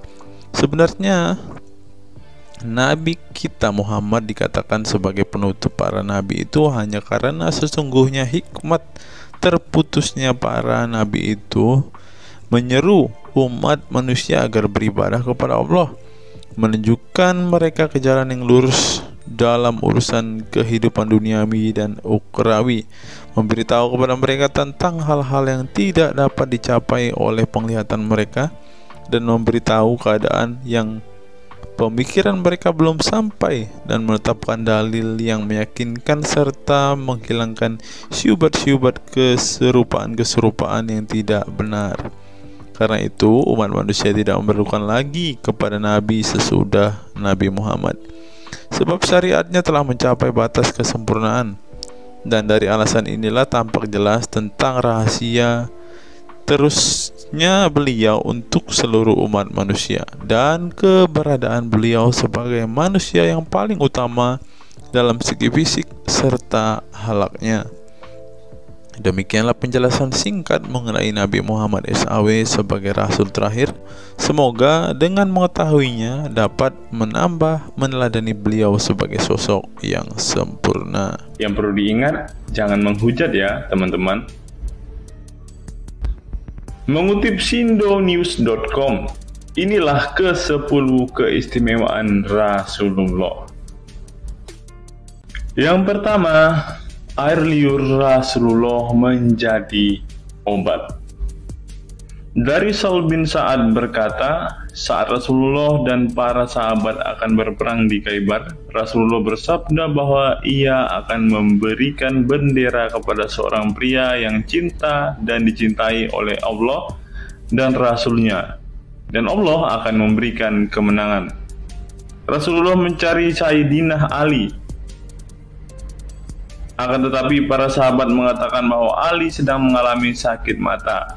Rasulullah memerintah para sahabat untuk mendatangkan Ali kepada beliau. Kemudian Rasulullah meludahi kedua matanya dan mendoakannya. Seketika itu sakit matanya sembuh seakan-akan tidak ada bekas sakit sebelumnya. Kemudian sahabat Khalid bin Ali mengaku pernah digigit kalajengking di kakinya. Lalu Nabi meludahi kakinya dan mengusapnya. Seketika hilang sakit dan berhenti darahnya keluar. Talak bin Ali mengatakan, aku digigit oleh kelajengking ketika aku di dekat Nabi Muhammad, lalu beliau meludahi kakiku dan mengusapnya. Yang kedua, rambut beliau membawa berkah. Sahabat Khalid bin Walid radhiyallahu anhu tak pernah kalah di medan perang. Di setiap perang, Khalid selalu meraih kemenangan dan membuat nyali musuh ketakutan. Ternyata penyebabnya tak lepas dari keberkahan rambut Nabi Muhammad yang selalu dia bawa ketika perang. Rambut beliau juga dijadikan sebagai obat bagi orang sakit. Yang ketiga, keringat Nabi Muhammad menjadi minyak wangi. Anas bin Malik menceritakan keberkahan keringat Nabi Muhammad sebagai minyak wangi. Beliau mengatakan, Nabi masuk ke rumah kami dan beliau qailullah, tidur siang di tempat kami. Ketika tidur itu Nabi berkeringat, kemudian ibuku datang membawa botol dan keringat Nabi Muhammad ditampung ke dalam botol itu. Kemudian ketika Nabi bangun dari tidurnya, beliau bertanya kepada ibuku, wahai Ummu Sulaim, apa yang sedang engkau perbuat? Ummu Sulaim mengatakan, ini keringatmu wahai Rasulullah, aku jadikan minyak wangi dan ini adalah minyak wangi yang paling wangi. Yang keempat, tidak memiliki bayangan. Asyadid Muhammad bin Alawi Al-Maliki dalam kitabnya Mafahim Yazid Antus Hahaha menyebut di antara kekhususan Nabi Muhammad adalah tidak memiliki bayangan. Karena memang beliau adalah cahaya dan cahaya tidak pernah memiliki bayangan. Nabi tidak memiliki bayangan meskipun ada sinar matahari. Ini didukung oleh doa Nabi yang meminta kepada Allah untuk dijadikan sebagai cahaya. Hal ini disebutkan oleh Imam Muslim dalam hadis yang menjelaskan tentang bacaan Nabi dalam doa sujudnya. Ya Allah, jadikanlah di dalam hatiku cahaya, di pendengaranku cahaya, dalam penglihatanku cahaya, di sebelah kananku cahaya, di sebelah kiriku juga cahaya, di depanku cahaya, dan di belakangku cahaya, serta di atasku cahaya, juga di bawahku cahaya, dan jadikanlah untukku cahaya. Dalam riwayat lain juga disebutkan, jadikanlah aku cahaya. Yang kelima, tidak pernah menguap. Dalam kitab Al-Qashais Al-Kubra, Imam Asyuyuti menyebutkan riwayat Nabi Muhammad yang sepanjang hayat tidak pernah menguap. Ditakris oleh Imam Al-Bukhari dalam kitabnya Al-Tariq dan juga Ibnu Abi Saibah dalam Musannafnya, dan dari Isa Ibnu Sa'ad dari Yazid bin Al-Asham, beliau berkata bahwa Nabi Muhammad tidak pernah menguap sama sekali. Yang keenam, hati beliau tidak pernah tidur. Keistimewaan lainnya adalah kedua mata beliau tertidur, namun tidak demikian dengan hati beliau. Suatu waktu Nabi Muhammad pernah ditanya oleh istrinya Sayyidah Aisyah tentang tidurnya selepas sholat witir. Wahai Rasulullah, apakah engkau tidur setelah sholat witir? Beliau menjawab, betul Aisyah, sesungguhnya mataku tertidur dan tetapi hatiku tidak pernah tidur. Ini sejalan dengan apa yang disebutkan beliau bahwa para nabi tidaklah tidur kecuali hanya mata mereka saja yang terpejam. Hati mereka tidak pernah tidur dari berzikir kepada Allah Ta'ala. Dan begitu juga para nabi tidur hanya matanya saja, sedangkan hatinya tidak pernah tidur. Yang ketujuh, jubah beliau sembuhkan orang sakit. Asma bintu Abu Bakar radhiyallahu anhu bertaburuk dengan jubah Nabi. Dari Abdullah bin Kaisan berkata, diperlihatkan kepadaku sebuah jubah tayalisah dari Kisra dan kerahnya berbahan dibaj. Juga kedua sisinya dijahit dengan dibaj. Asma berkata kepada budaknya, wahai Abdullah, jubah ini dahulu ada pada Aisyah hingga ia wafat. Setelah Aisyah wafat, aku pun mengambilnya. Dulu Rasulullah sering memakai jubah ini. Kami pun biasa mencuci jubah ini dengan air untuk menyembuhkan orang yang sakit. 8. Darah bekam Nabi diminum sahabat. Darah Rasulullah benar-benar barokah. Sahabat Abdullah bin Zubair radhiyallahu anhu pernah meminum darah Nabi. Diceritakan Abdullah datang kepada Rasulullah ketika beliau sedang berbekam. Setelah Rasulullah selesai, maka beliau memberikan darah berbekam itu sambil berkata, "Pergilah dan sembunyikan darah ini dari manusia." Maka aku pergi dan meminum darah itu. Selepas itu aku mendatangi Rasulullah kembali. Lalu Rasulullah bertanya, "Apa yang kamu lakukan?" Abdullah menjawab, "Aku sudah sembunyikan darah itu di tempat yang tidak boleh dilihat oleh manusia." Baginda Nabi berkata lagi, "Jangan-jangan kamu telah meminumnya?" Beliau menjawab, "Ya, aku telah meminumnya, wahai Rasulullah." Setelah meminum darah itu, Nabi Muhammad berkata kepada Abdullah, "Sungguh engkau telah menjaga dirimu dari api neraka." Yang ke-9, tidak pernah ihtilam atau dalam tanda kurung mimpi basah. Ihtilam adalah keluarnya air mani karena sebab mimpi atau fantasi. Di Indonesia sering disebut dengan mimpi basah. Dan itu tidak pernah terjadi pada Nabi Muhammad.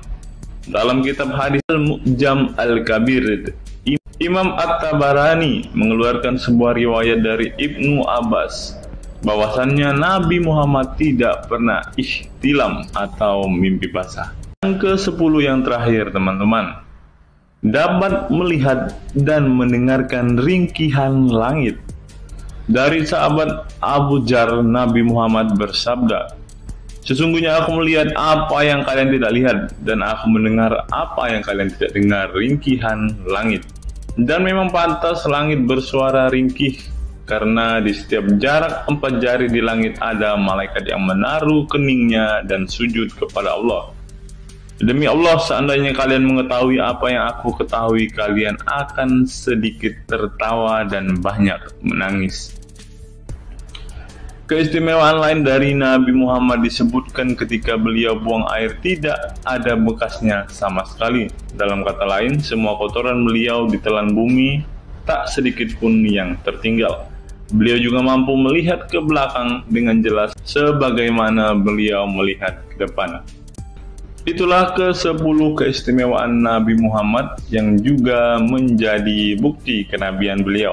Rasulullah adalah manusia sebagaimana umatnya, akan tetapi Allah menjadikan beliau sebagai manusia yang tidak seperti manusia pada umumnya.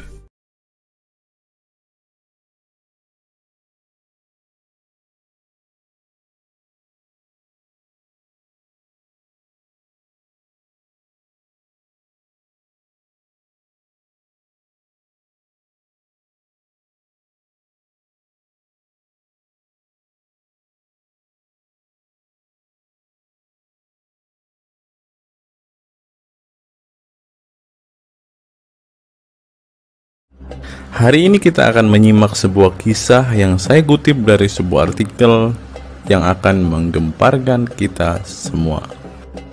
Karena kisah ini berisi sebuah cerita tentang para sahabat Nabi Muhammad yang katanya masuk surga.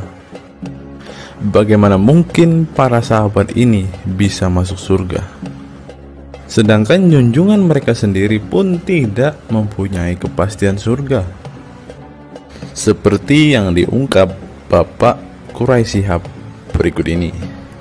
Tidak benar, saya ulangi, tidak benar bahwa Nabi Muhammad sudah dapat jaminan surga.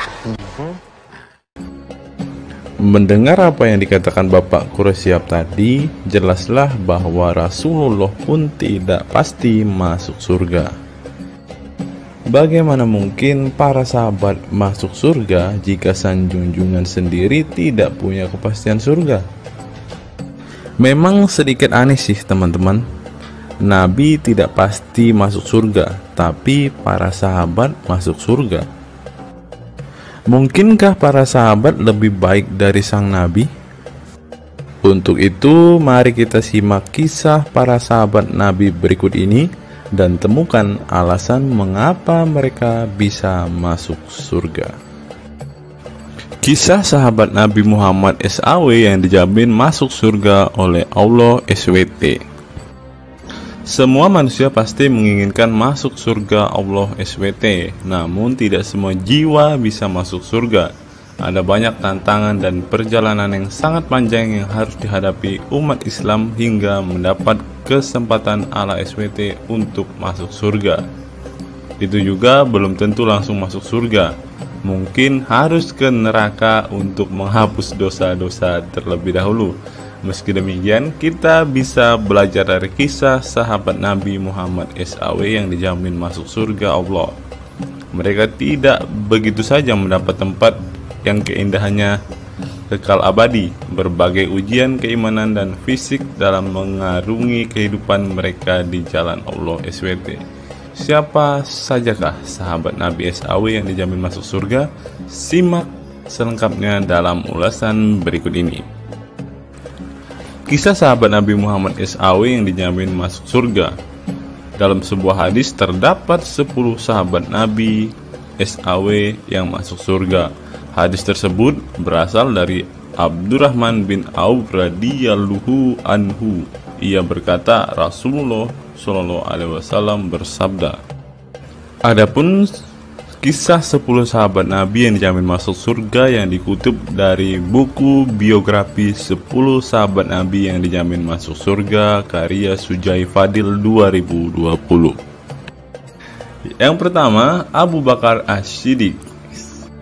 Abu Bakar As-Siddiq dikenal sebagai manusia terbaik setelah Nabi Muhammad SAW. Beliaulah orang pertama yang beriman kepada Nabi SAW, menemaninya dan membenarkan perkataannya. Ketika Nabi Muhammad SAW meninggal dunia, beliaulah yang dipilih menjadi imam dan melanjutkan kepemimpinan sebagai khalifah. Yang kedua, Umar bin Khattab. Sahabat Nabi Muhammad SAW selanjutnya yang dijamin masuk surga adalah Umar bin Khattab. Dedikasi beliau kepada agama Islam sangatlah besar. Walaupun sebelum ia memutuskan untuk beriman kepada Nabi Muhammad SAW, ia ingin membunuhnya. Setelah masuk agama Islam, Umar bin Khattab menjadi orang yang paling berani dan mendapat gelar Al-Furuq yang memiliki arti pembeda antara yang benar dan yang salah. Yang ketiga, Utsman bin Affan. Utsman bin Affan merupakan saudagar kaya raya, namun kekayaan tersebut tidak membuatnya sombong, namun kebalikannya. Utsman menggunakan hartanya untuk zakat, sedekah, dan infak. Setelah meninggalnya Umar bin Khattab, beliau melanjutkan kepemimpinannya dan juga melanjutkan tugas untuk menyusun mushaf Al-Quran. Yang keempat, Ali bin Abi Thalib. Ali bin Abi Thalib merupakan sepupu dari Nabi Muhammad SAW, sehingga beliau banyak belajar Islam dari usianya sejak kecil. Ali bin Abi Thalib pernah ditinggal Nabi Muhammad SAW saat perang Tabuk untuk menjaga para wanita dan anak-anak. Setelah meninggalnya Utsman bin Affan, beliau meneruskan kepemimpinannya. Namun di masa kepemimpinannya banyak sekali pertentangan dan perpecahan kelompok dengan pemikiran masing-masing. Talhah bin Ubaidillah. Meski tak seterkenal para khulafaur rasyidin, namun beliau merupakan sosok perlindung bagi Nabi Muhammad dalam perang Uhud dengan menangkis anak panah dengan tangannya hingga kehilangan jari-jarinya. Selain itu, Talib bin Ubaidillah disanjung karena kebaikan hati dan sedekah beliau. Yang keenam, Zubair bin Awam. Zubair bin Awam merupakan orang pertama yang berani mencabut pedangnya di jalan Allah SWT saat ia menduga ada orang musyrik yang sewenang-wenang kepada Nabi Muhammad SWT. Perjuangannya untuk masuk ke Islam tidaklah mudah. Beliau sempat disiksa oleh pamannya sendiri agar tidak mengikut Nabi Muhammad SAW. Yang ketujuh, Abdurrahman bin Auf. Abdurrahman bin Auf merupakan seorang saudagar yang kaya raya. Walaupun seorang yang berlimpah harta, beliau banyak menggunakan hartanya untuk kaum muslimin. Ketika mendengar bahwa dirinya akan masuk surga, Abdurrahman bin Auf khawatir apakah layak masuk surga dan merasa dirinya bukanlah siapa-siapa. Yang kedelapan, Sa'ad bin Abi Waqqas. Sa'ad bin Abi Waqqas merupakan paman Nabi Muhammad SAW dari ibunya. Ketika mendengar Islam di Mekah, Sa'ad langsung menghampiri Nabi Muhammad SAW untuk beriman kepada Allah SWT dan Rasulnya. Sa'ad bin Abi Waqqas merupakan orang pertama yang meletakkan anak panah di jalan Allah SWT. Beliau juga dipilih menjadi komandan perang Qadisiyah dan diangkat menjadi gubernur Kufah di masa kepemimpinan Utsman bin Affan. Yang kesembilan, Sa'id bin Zaid. Apabila seseorang yang mampu membuat Umar bin Khattab yang keras bisa masuk ke dalam Islam, beliau adalah Sa'id bin Zaid dan istrinya Fatimah bin Khattab. Beliau mengadakan pertemuan di Darul Arqam dan sebelumnya menyampaikan dakwah di dalamnya. Sa'id bin Zaid tidak pernah absen dari peristiwa penting dan peperangan bersama Nabi Muhammad SAW kecuali di perang Badar. Yang ke-10, Abu Ubaidah bin Jarrah. Abu Ubaidah bin Jarrah merupakan seorang sahabat Nabi Muhammad yang lemah lembut namun cekatan. Beliau termasuk salah satu generasi pertama yang masuk Islam. Ketika perang Uhud, 2 gigi depannya copot, malah tampilan dirinya makin bagus. Giginya ompong dikarenakan ia mencabut 2 rantai yang masuk melalui lubang kancing topi besi di wajah Nabi Muhammad SAW karena terkena tebasan. Dari 10 kisah tadi, semua sahabat Nabi itu terkenal dengan perbuatan baiknya. Apakah standar umat muslim masuk surga adalah dengan berbuat baik? Perbuatan baik tentu tidak dapat menyelamatkan. Seorang ustadz pernah berkata seperti ini. Mengantarkan kita masuk ke surga itu bukan amal perbuatan kita. Kita semua masuk ke dalam surga Allah kelak itu lantaran mendapat anugerah dari Allah dan mendapat rahmat dari Allah. Jadi bukan karena amal ibadah kita. Apa tanggapan teman-teman setelah menyimak kisah ini?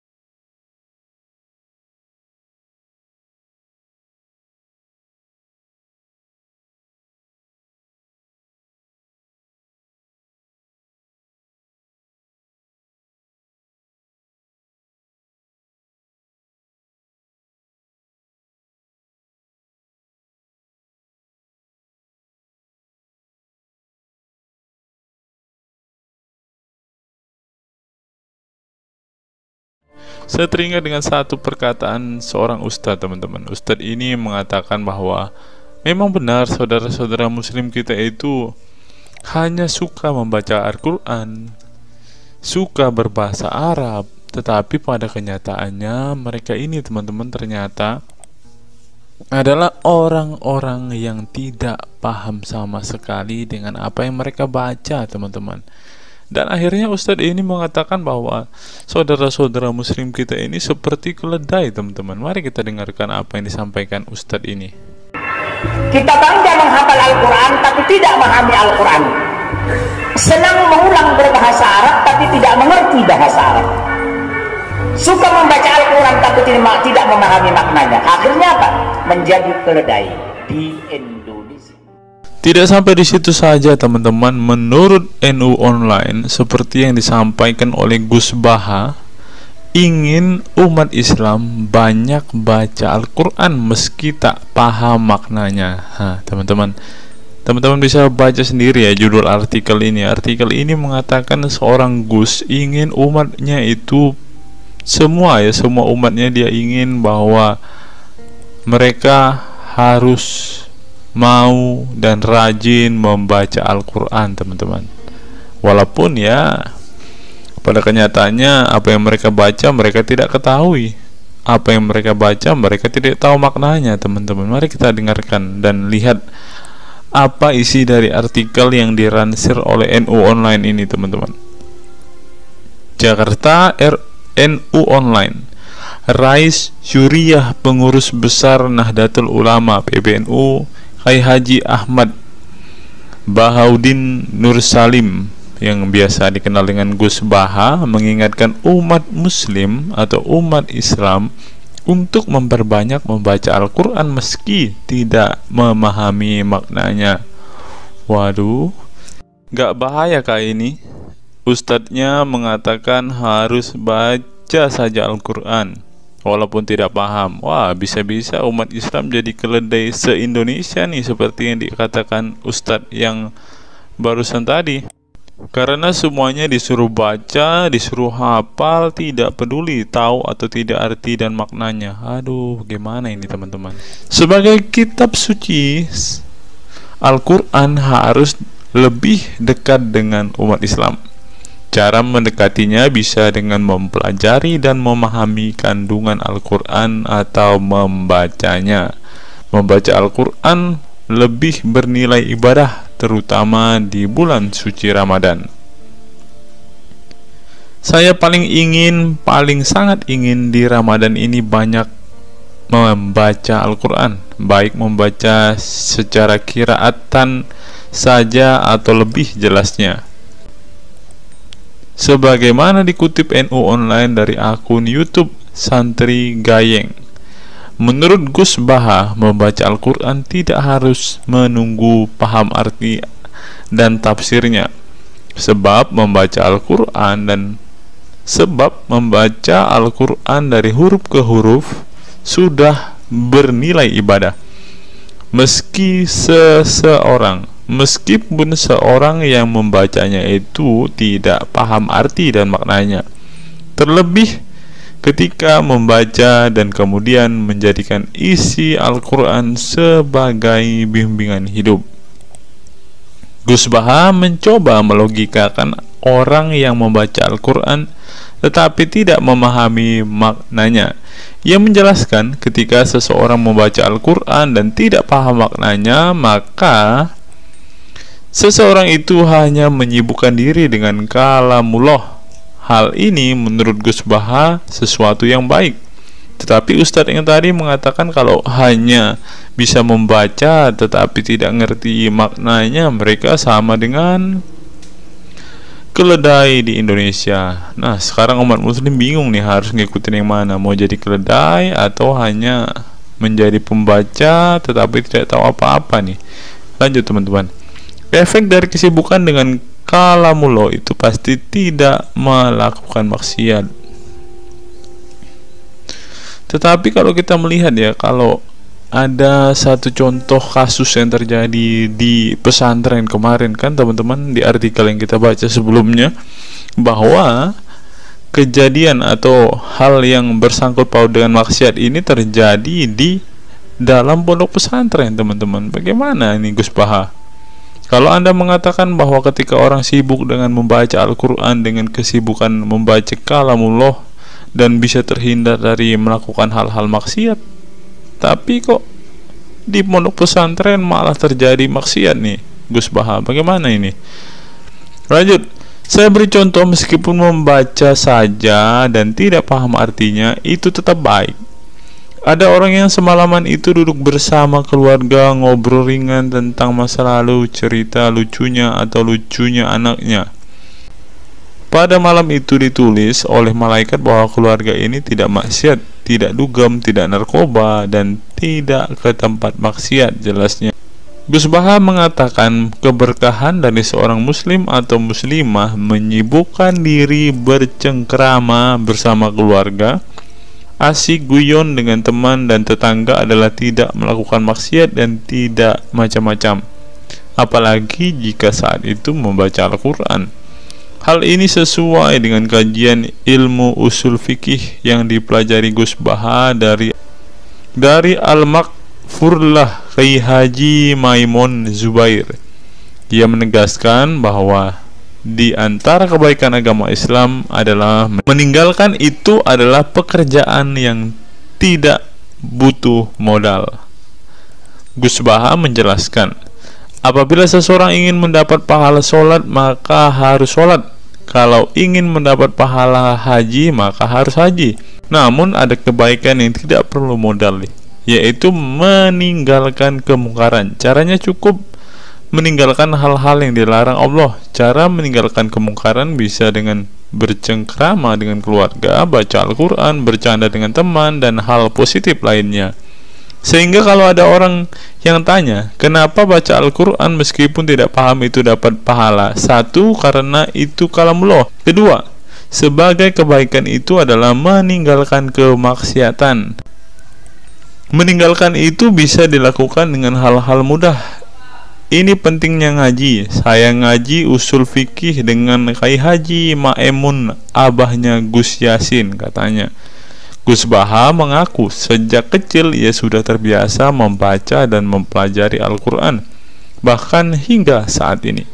Kebiasaan Gus Baha mempelajari Al-Quran yang berlangsung puluhan tahun ini membuatnya memiliki kecintaan yang mendalam dengan kitab suci yang diturunkan kepada Nabi Muhammad itu. Ia juga membaca banyak literatur klasik maupun modern untuk memahami Al-Quran, kemudian melakukan diskusi dengan banyak pakar Al-Quran dari berbagai daerah dan negara tentang berbagai tema. Tetapi syukur-syukur bacanya Al-Quran itu paham, artinya paham sesuai dengan kapasitas masing-masing. Saya mulai kecil hingga sekarang masih ngaji Al-Quran, masih belajar, juga masih terus mencari ilmu, ucap pengasuh pondok pesantren Tahfidzul Quran LP3 IA Rembang, Jawa Tengah itu. Nah teman-teman, setelah mendengarkan apa yang dikatakan Ustadz Munzir Situmorang dan juga Gus Baha ini, taulah kita sekarang mengapa ketika ada debater-debater Islam yang berdebat dengan saudara-saudara apologet Kristen kita, mereka tidak paham sama sekali dengan Quran mereka, dengan hadis mereka, karena ya seperti ini teman-teman. Membaca Al-Quran, menghafal Al-Quran itu adalah sebuah ibadah bagi kepercayaan mereka teman-teman. Walaupun mereka tidak paham apa yang mereka baca, walaupun mereka tidak mengerti sama sekali apa yang mereka baca teman-teman, yang penting dibaca saja, itu adalah sebuah amal baik. Nah teman-teman, kita belajar bahwa ketika apologet Kristen berdebat dengan para apologet Islam atau dengan para polemikus Muslim, inilah yang terjadi teman-teman. Mereka tidak paham sama sekali ketika mereka ditanya isi hadis dan Qur'annya. Karena pada intinya atau pada kenyataannya, seperti pengakuan dua ustadz ini tadi, bahwa memang benar umat muslim itu hanya senang membaca, hanya suka membaca, hanya suka mengimani, tetapi tidak paham sama sekali dengan apa yang mereka baca dan imani teman-teman. Sebagai contoh teman-teman, kita kalau melihat perdebatan antara Gurunda Zuma dengan apologet Kristen ya, ketika Zuma ditanyakan ayat-ayat Al-Quran atau hadis-hadisnya, Zuma pasti tidak pernah menjelaskan ayat dan hadis itu teman-teman. Alasannya ya kita tahu ya, sekarang ternyata memang Zuma pun ternyata hanya hafal, hanya suka membaca, tetapi tidak paham dan tidak mengerti sama sekali dengan apa yang mereka baca dan hafalkan teman-teman. Ya, jadi kita bisa ambil kesimpulan bahwa orang-orang model seperti ini sama seperti keledai di Indonesia, seperti yang diungkapkan oleh Ustadz Munzir Situmorang tadi teman-teman.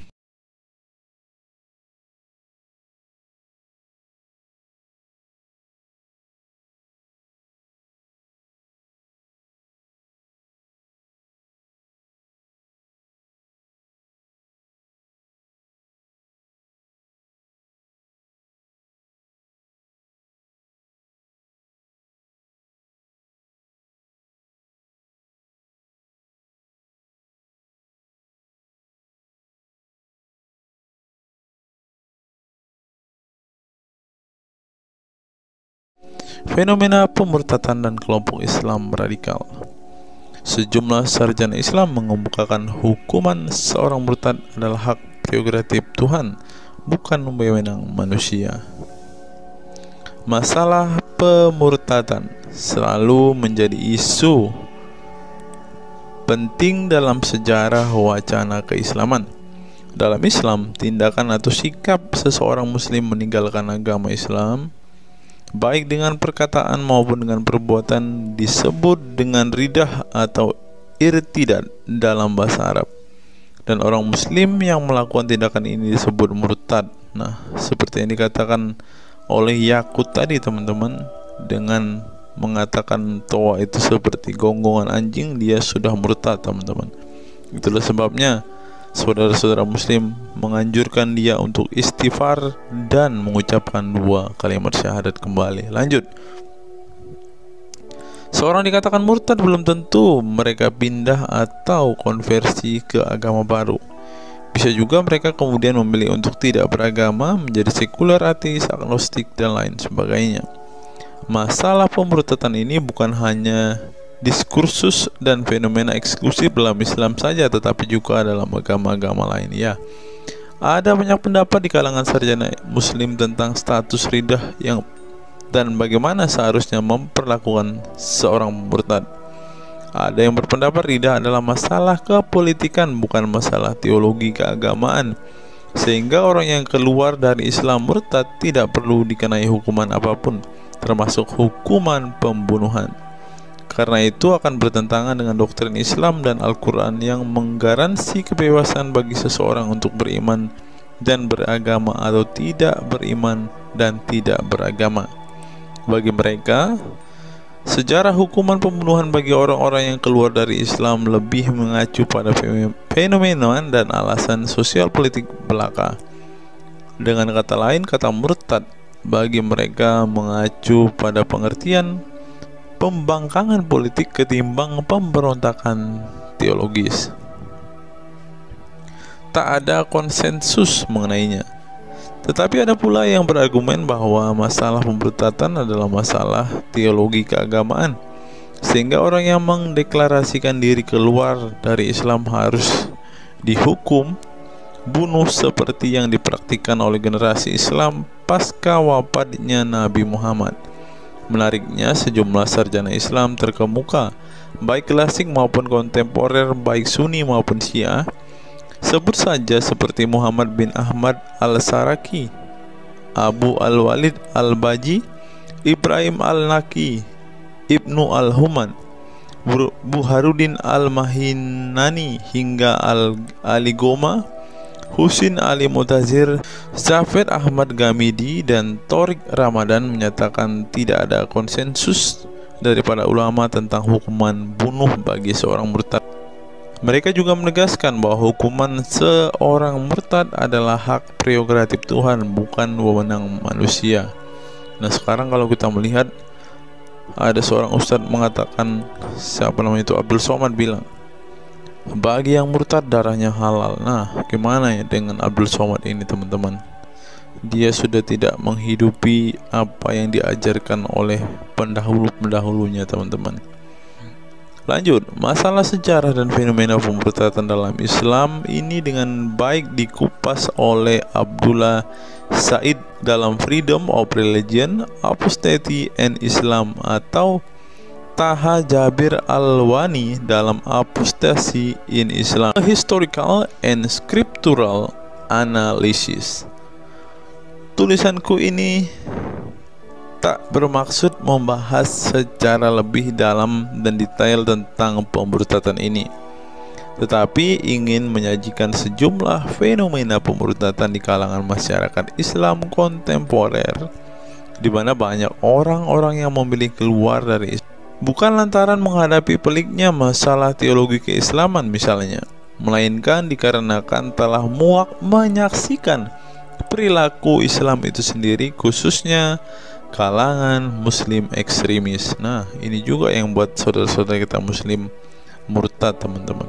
Nggak tahu ya Abdul Somad termasuk orang yang Islam atau muslim yang ekstremis atau enggak ya, karena dia bilang Siapa yang murtad, darahnya halal. Bisa jadi Somad salah satu Islam ekstremis. Berikutnya, faktor trauma.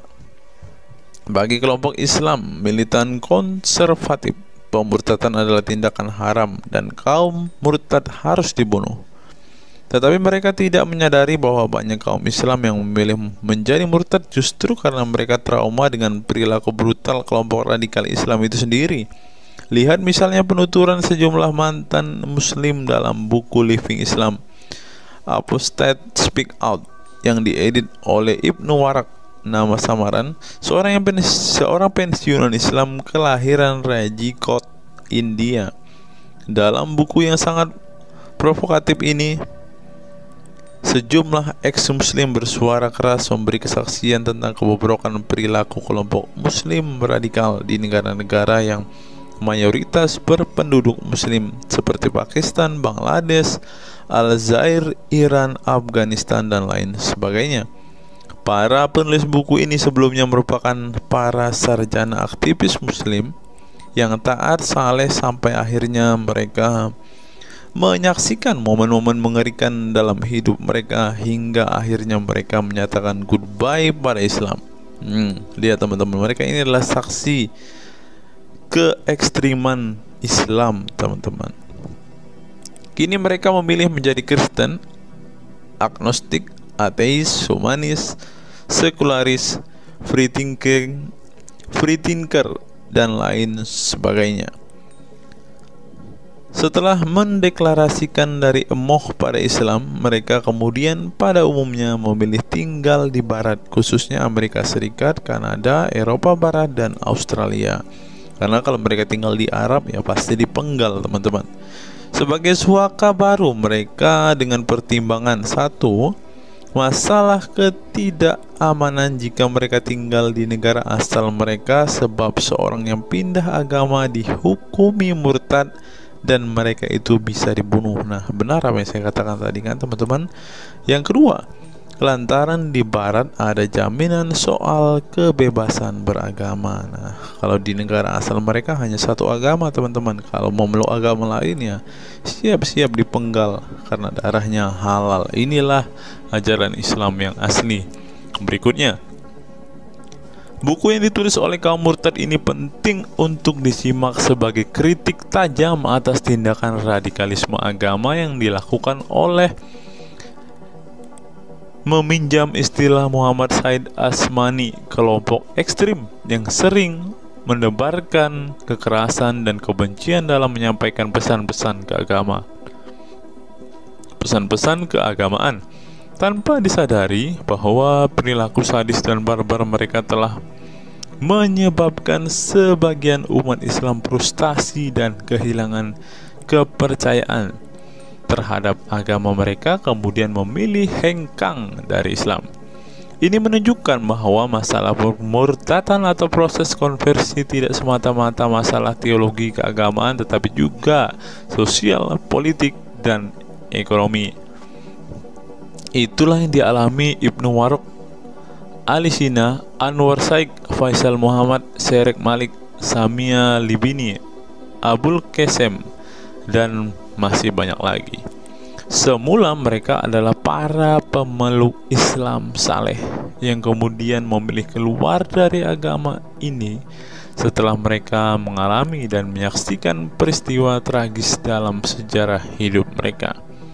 Simak misalnya penuturan Ali Sina dalam Why I Live Islam, My Passage from Faith to Enlightenment.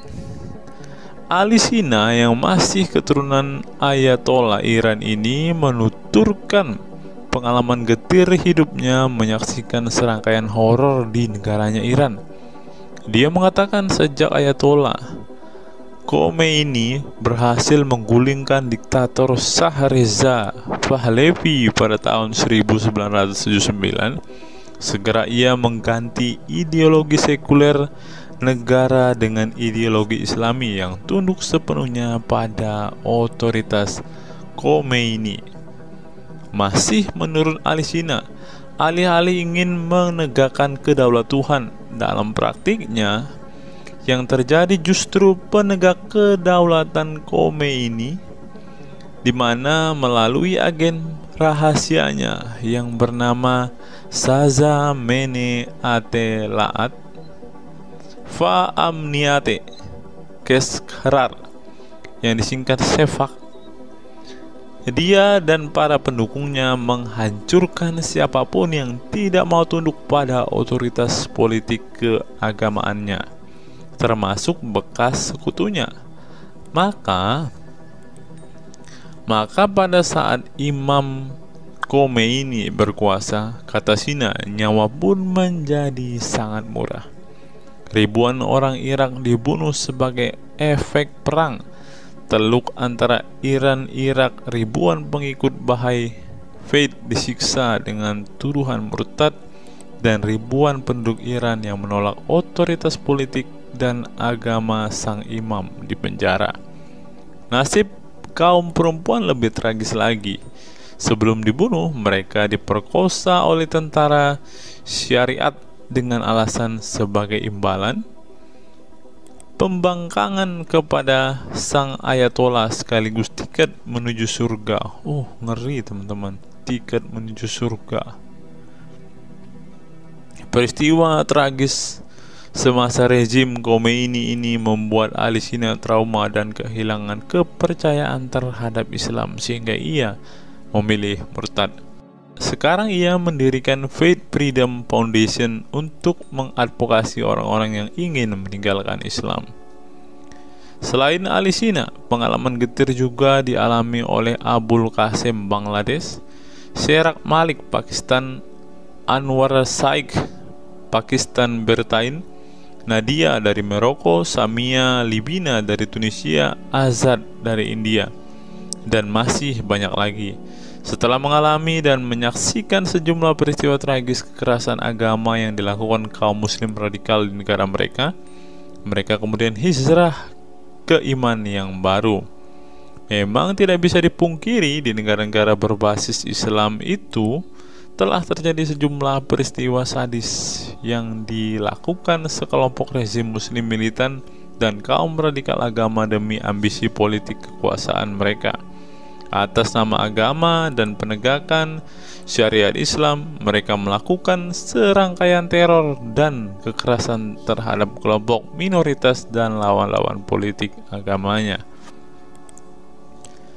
Penulis perempuan Mesir Bad Ye'or telah menunjukkan dengan baik sebagian dari sejarah gelap radikalisme kelompok militan konservatif terhadap kaum minoritas ini dalam buku The Decline of Eastern Christianity Under Islam From Jihad to Dhimmitud. Dalam buku ini, dia berpendapat bahwa konsep dhimmi, khususnya Kristen dan Yahudi yang secara literal mengacu pada definisi protected people, orang-orang yang dilindungi, dalam realitasnya justru menjadi kelompok yang diperas, dieksploitasi, karena di samping dipaksa membayar pajak pada pemerintah, mereka tidak pernah menikmati hak-hak sipil sebagai warga negara. Di negara-negara berbasis syariat Islam, mereka memang menjadi warga negara kelas 2, kalau bukan malah tidak berkelas lagi. Tidak hanya non-muslim saja, kaum muslim yang kebetulan berseberangan dengan ideologi dan aliran keagamaan rezim penguasa, baik rezim Sunni maupun Syiah, juga mendapat perlakuan kejam dan diskriminatif.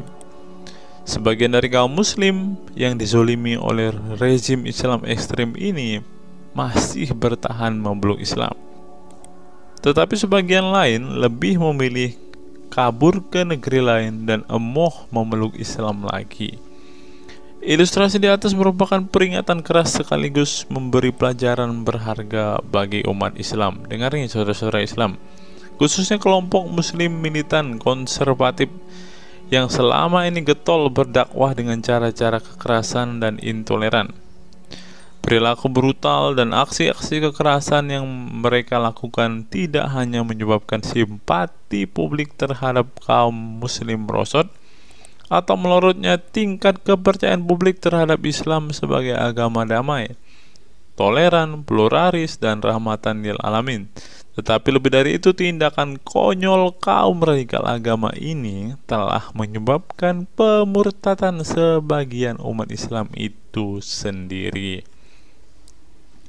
Kedepan kaum muslim harus menebarkan Islam dengan cara-cara damai, santun, dan toleran, bukan dengan tindakan keras, kasar, dan intoleran yang justru merugikan Islam dan kaum muslim itu sendiri. Jika memang Islam itu agama rahmat bagi alam semesta, maka buktikan itu dengan tindakan nyata. Wallahu alam bishawab. Nah, itulah fakta-fakta yang bisa saya sampaikan pada kesempatan hari ini, teman-teman. Kiranya fakta-fakta ini dapat membuat kita semua sebagai umat Kristen semakin bersemangat berdoa, terlebih memberitakan Injil kepada saudara-saudara muslim kita yang benar-benar rindu, yang benar-benar ingin dan haus mendengarkan kabar baik, teman-teman. Karena Alkitab memang mengatakan ada orang-orang yang hatinya sudah tertutup untuk Injil dan mereka tidak akan pernah mendengarkan kabar baik itu. Bagi saudara-saudara muslimku, segeralah murtad, karena sesuai dengan apa yang kita bacakan hari ini, banyak sekali fakta-fakta yang di luar nalar yang bisa menjadi alasan kalian untuk meninggalkan agama Islam. Apa pendapat teman-teman setelah menyimak video ini? Silahkan tuliskan komentar waras teman-teman di kolom komentar video ini, agar banyak orang semakin waras dan semakin sadar bahwa hanya Yesuslah satu-satunya Tuhan dan Juru Selamat. Hanya Yesuslah satu-satunya yang menyediakan surga bagi setiap orang yang percaya kepadanya. Salam waras, salam sadar. Sampai bertemu di video-video kita berikutnya. God be with you all.